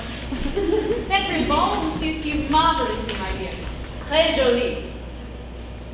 Very pretty. Now, you are going to laugh at me too, but why shouldn't I wear pink? Pink is the doctor's favorite color, yes, but that doesn't mean I wear it just to please him. You young ladies and your beaux, it is all so diverting. Oh, Bob. But you must not keep every heart for yourself, Miss Anne. You must save some suitors for dear Miss Lucy. Lucy gets more than enough attention, ma'am. Pray tell. Lucy has a beau herself, and not a soul knows of it but me. I have a vast deal I can say to you on that account. We're also free. Now, Miss Anne, you know that Miss Lucy and yourself are like family to me, and I'm afraid that in this family we permit no secrets. So, I will ask you again, who is the lucky gentleman and where is his lodging? No, I mustn't tell, ma'am. No, if you aren't using that new spotted muslin. No, no. I will not be put off so easily. Well, you are so fond of Lucy, I'm sure there'll be no difficulty. You mustn't tell her that I told you. Lucy's engaged, ma'am. Anne! Engaged? To your brother, Edward.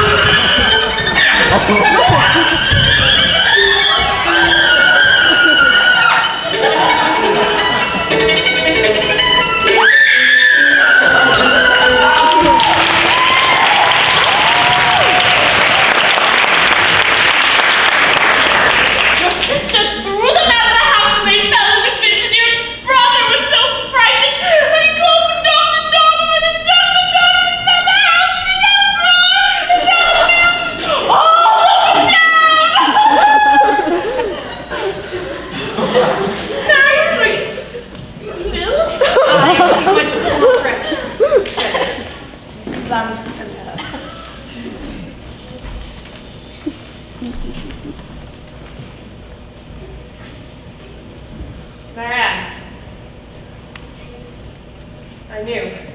Has Edward written to you? I've known it these 4 months. Lucy told it to me herself and swore me to secrecy before I knew what I was promising. How have you borne it? What else was there to do? For 4 months.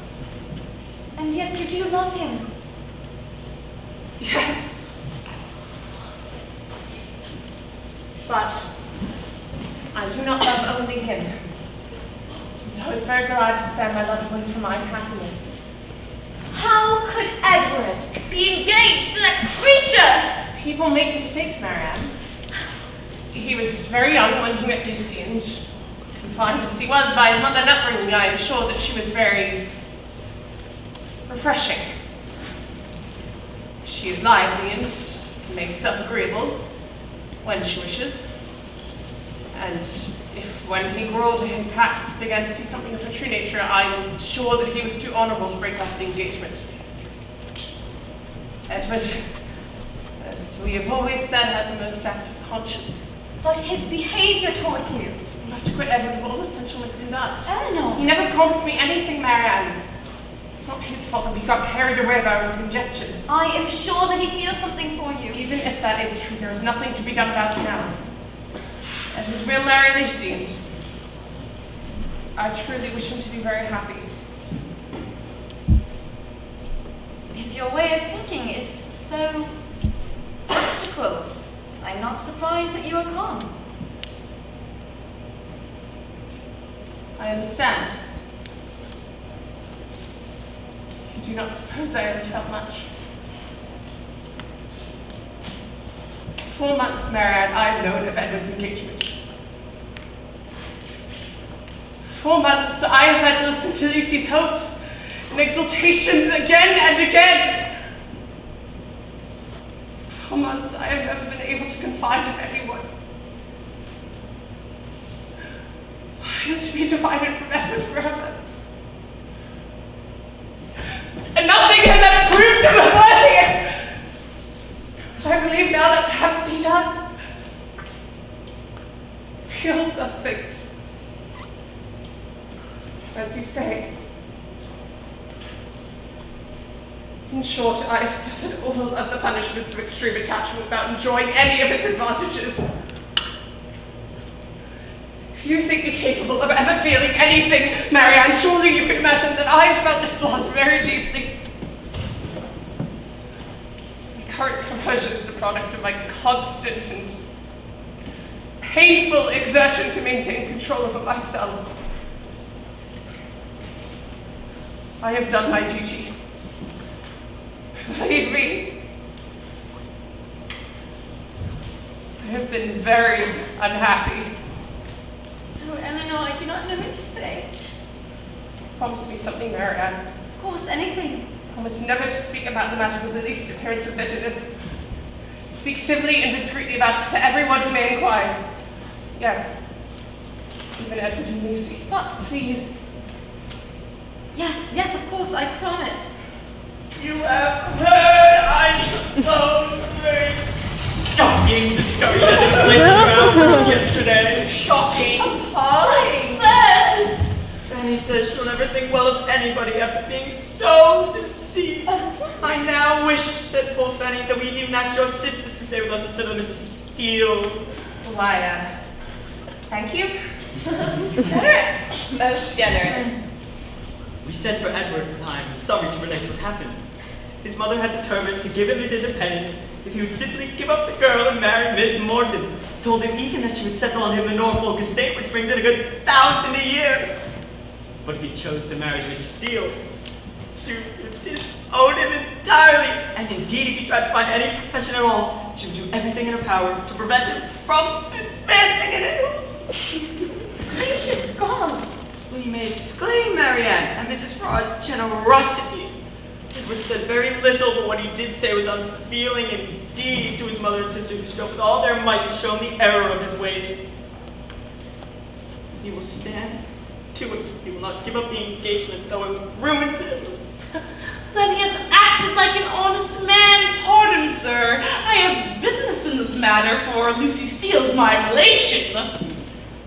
I do not mean to speak disrespectfully of any connections of yours, madame, but in the present case, you know the match is impossible. Well, sir, and how did it end? What is to happen? Did his mother cast him off? Is he ruined entirely? I'm sorry to say, ma'am, but it finished in the most unhappy rupture. Edward is dismissed from Mrs. Farrar's notice and will be disinherited. Mr. Farrar, a natural kind of spirit, has decided to give it all to Robert immediately. Thus ends Edward Ferrars, the great, rich, untrackable bachelor. How does he propose to marry anyone now that he is penniless? Impossible. And Mr. Robert Ferrars is a rich man. A very rich man. And very unmarried. It is indeed a grave situation. I see the natural anxiety upon your faces. But do not worry. There is no material danger to Fanny's health. Although she suffers severely. The angel. This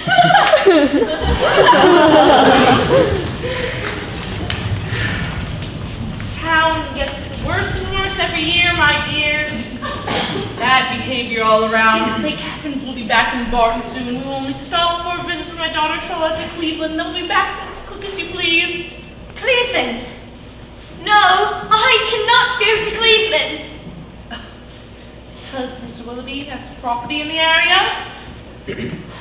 One can say you can see his house from a hill on Charles' estate, but Miss Mary Ann, you will never see him.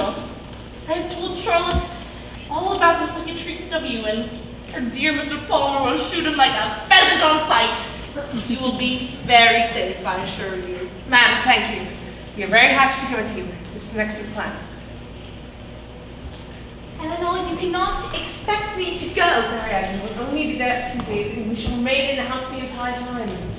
I promise you there is no chance that you will see him. We made Master Colonel Brandon to escort us back home from there. Please, it is the quickest, most eligible manner in which to return, and you know we are both eager to be gone.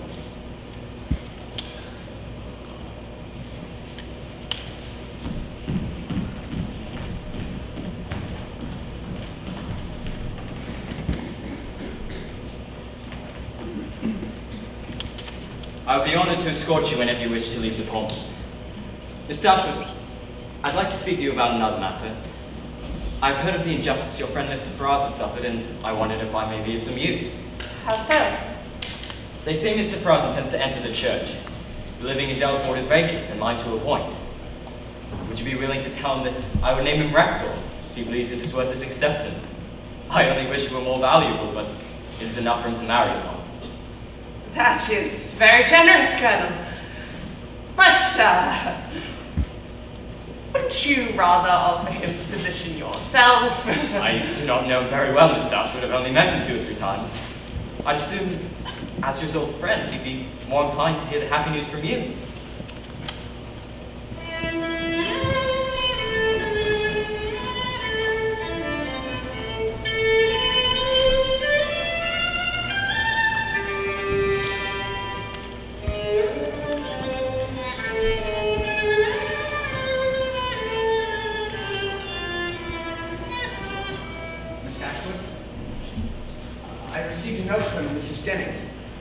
That you wish to speak with me?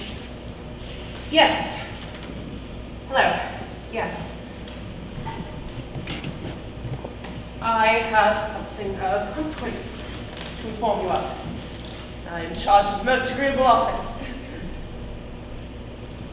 Dear friend, Colonel Brandon has desired me to say that I understand you need to take orders.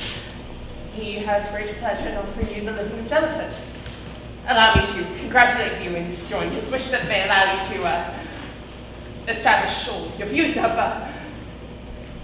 domesticity. Colonel Brandon. Yes. Colonel Brandon has heard of your troubles and wishes to help in any way that he can. As do we all. Colonel Brandon, give me a living. Your kindness to your family has made me astonished to find kindness anywhere. No, I'm sure I owe this to you. Oh. You are very much mistaken. I've had no hand in it. Not that I wouldn't have had a hand in it if I had a hand to have it. Miss Dashwood, When I met Lucy Steele, I was very young and quite stupid. Colonel Brandon lodges, I think, on St. James Street. I believe so. I must hurry away then. Thank you.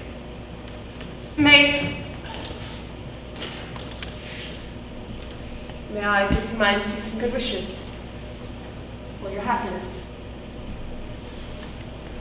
And mine for yours.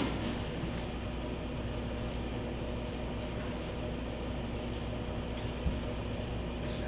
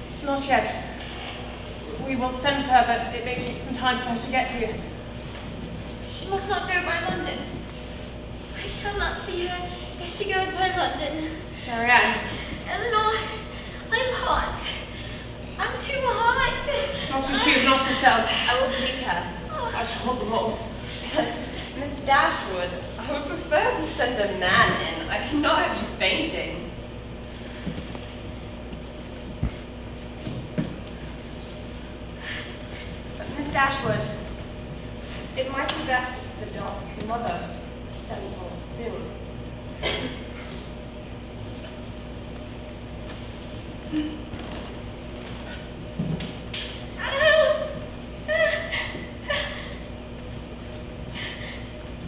Is she going to die?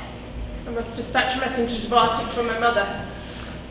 She must come as soon as possible. If you'll leave, I'll bring the message myself. It'll be faster, and I'll bring it back with me directly. That is not necessary, Colonel. Miss Dashwood, give me something to do! I will return with your mother. Look for us by 10 o'clock.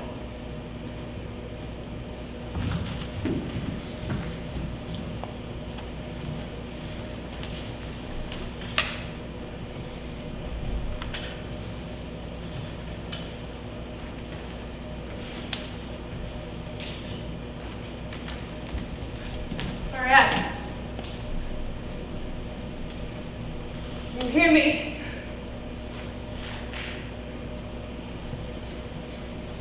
You cannot do this to me. I will not stand for it. You are being very ridiculous. I do mean it. I'm sorry.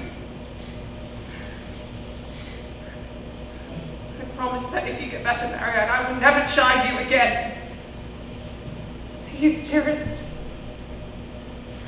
You cannot leave me. Do not leave me alone here.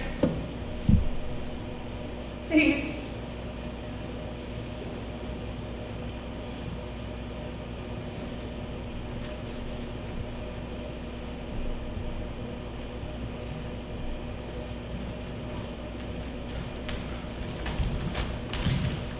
Miss Dashwood. Your business cannot be with me, sir. Servants must have forgotten to tell you that Mr. Palmer was not at home. They told me that Mr. Palmer and all his relations were at the devil, would not have turned me from the door.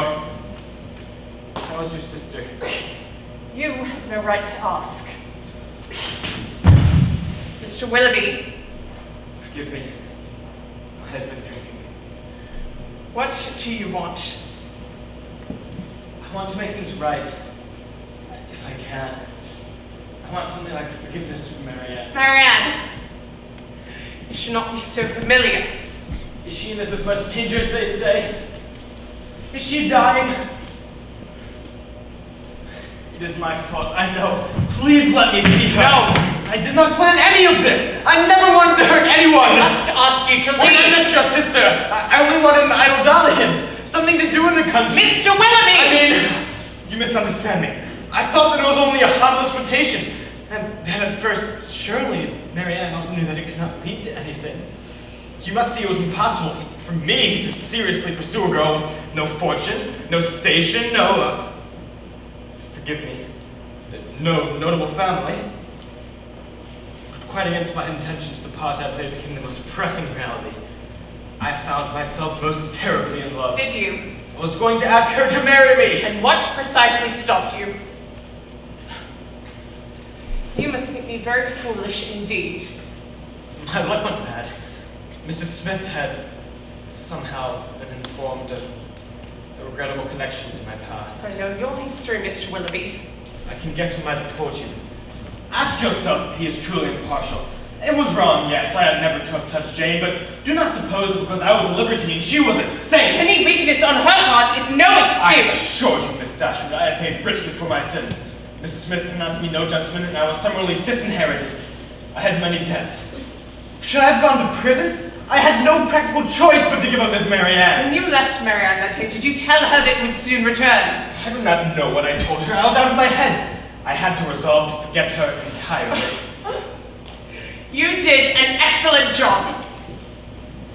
You ignored her letters, shunned her in public, exposed her to the worst kind of gossip and intrigue. Is this all evidence of the great love you have borne her? Everything had already been settled between Miss Gray and Then me. you have made your choice! And now you will be held to it. Goodbye. I must see her! See, you will endanger her recovery! Recovery? The favor broke last night. She is no longer in material danger. Miss Dashwood, you have been very cruel. As have you. You needn't punish me anymore, Miss Dashwood. I'm unhappy enough, I assure you. My marriage alone is just reward for my folly. You should not speak of your wife in that way. I shouldn't, should I? Yet, if ever on my eyelids stood a tear, the pity had engendered, drop one here. This man was happy once, but conscience has her part, and writes a doomsday sentence upon his heart. Oh, the poem, Cowper. Really should leave. I will, before I make you hate me entirely. Miss Dashwood, will you someday repeat to your sister what I've been telling you? Tell her my heart was never unfaithful to her. Miss Marianne is probably lost to me forever, but were I someday, by any blessed chance, free again. Mr. Willoughby. Yes. Well, goodbye, Miss Dashwood. God bless you. Willoughby.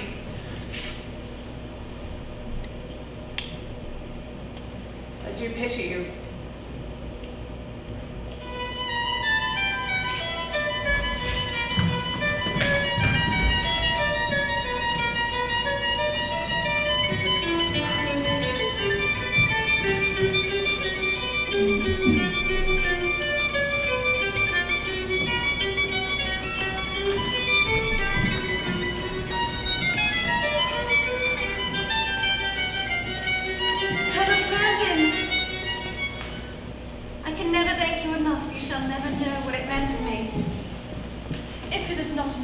Colonel, would you stay? My voice is very weak and tired from the stress of yesterday's journey, but perhaps you could read to her. You must make her confinement an interesting one.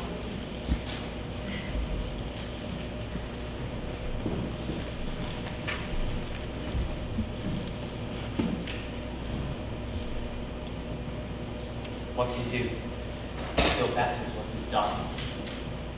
When you speak, sweet, I'd have you do it ever. When you sing, I'd have you buy and sell so. So give all, pray so, and for the order in your affairs, to sing ever too. He loves her, of course. Judge from his spirits, he does not think there is much hope. Thinks Marian's opinions and affections too deeply rooted for any change. And even supposing her heart free again, does not imagine he could ever attach her. When you do die, I wish you away to the sea, that you might ever do nothing but that. Move still so, and own no other function. Each your doing, so singular in each particular, crowns what you are doing in the present deed, that all your acts are clean.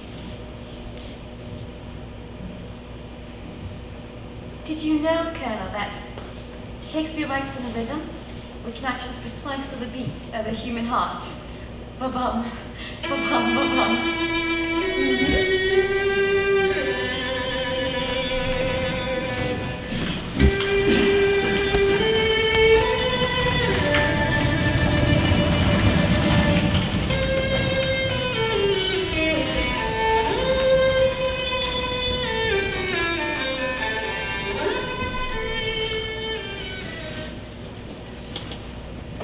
And he had been drinking. Yes. But I think he meant it all. Marianne, may I ask? Yes? Do you perceive now that marriage to Willoughby would have condemned you to continual unhappiness? Can you imagine being bound forever to someone so endlessly selfish? Do you think him selfish? All of his behavior from the beginning to the end of the affair has been based on selfishness. His own pleasure is, in every particular, his ruling principle. I guess my happiness was never his object. At present, he regrets marrying for money. And why does he regret it? Because it has not made him perfectly happy. But had he married you, he would have always been poor, suffering all of poverty's attendant evils. He's already proven he is capable of treating with great cruelty and indifference when it suits his purposes. In those circumstances, who knows how you might have fared? Eleanor, I agree with you. Are you surprised? A little. I'm glad we can talk about it. I'm relieved to hear he was not always acting a part, not always deceiving me. Makes me feel not quite such a fool. I may even understand how he justified his actions entirely. Do you still quit him? No, I assure you I see everything as you desire me to. He was very wrong in what he did, and I never could have been happy with him after knowing how he treated that unfortunate girl. But I do feel sorry for him. Is that very foolish? No. No, not at all. I am grateful that you told me. I regret nothing except my own behavior. Do you compare your behavior with his? No, I compare it with what it ought to have been. I compare it with yours. Well, you are a goose. We must turn back. Are you tired? No, the Colonel has promised to read The Tempest, and I must not be late. He is very good.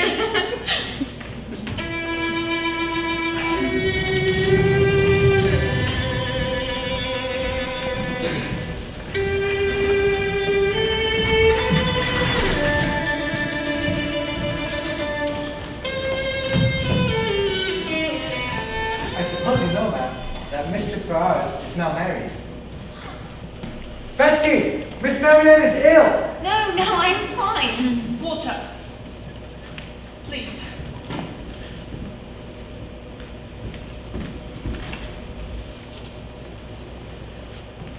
Who told you that Mr. Ferrars was married, Thomas? I just saw his new bride, Miss Steele, as was.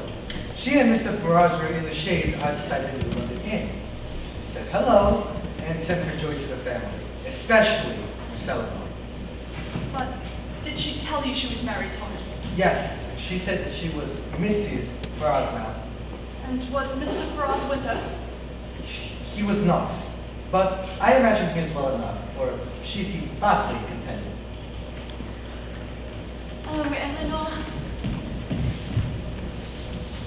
Margaret, go and pick some pretty flowers, won't you? Oh, yes.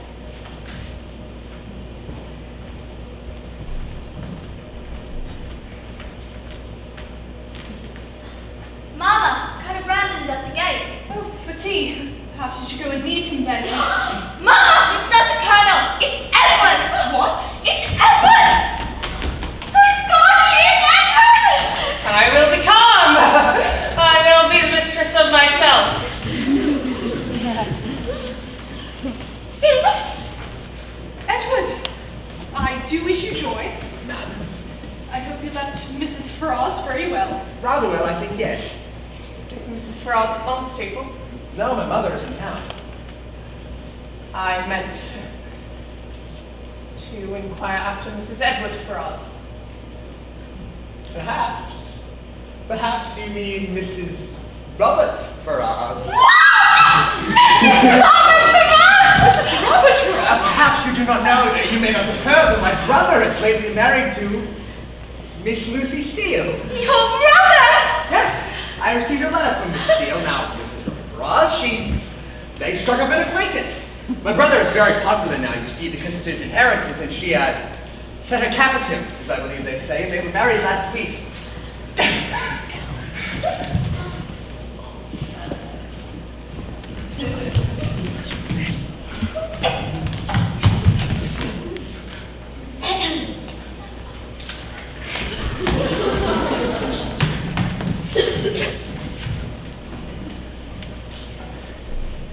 Miss Dashwood, you must allow me to tell you how I'm sensible of the impropriety. From the moment I first saw you.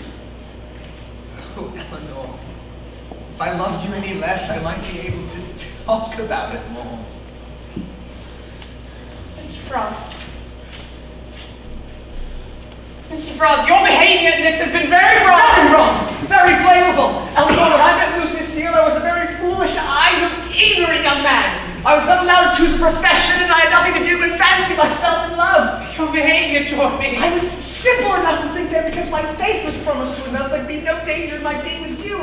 And then when I knew I was in love, I thought the danger was only my own, and I'm doing no injury to anybody but myself. Mr. Ferrars! Won't you forgive me, darling? Dearest Eleanor, please. Won't you be mine? That's right.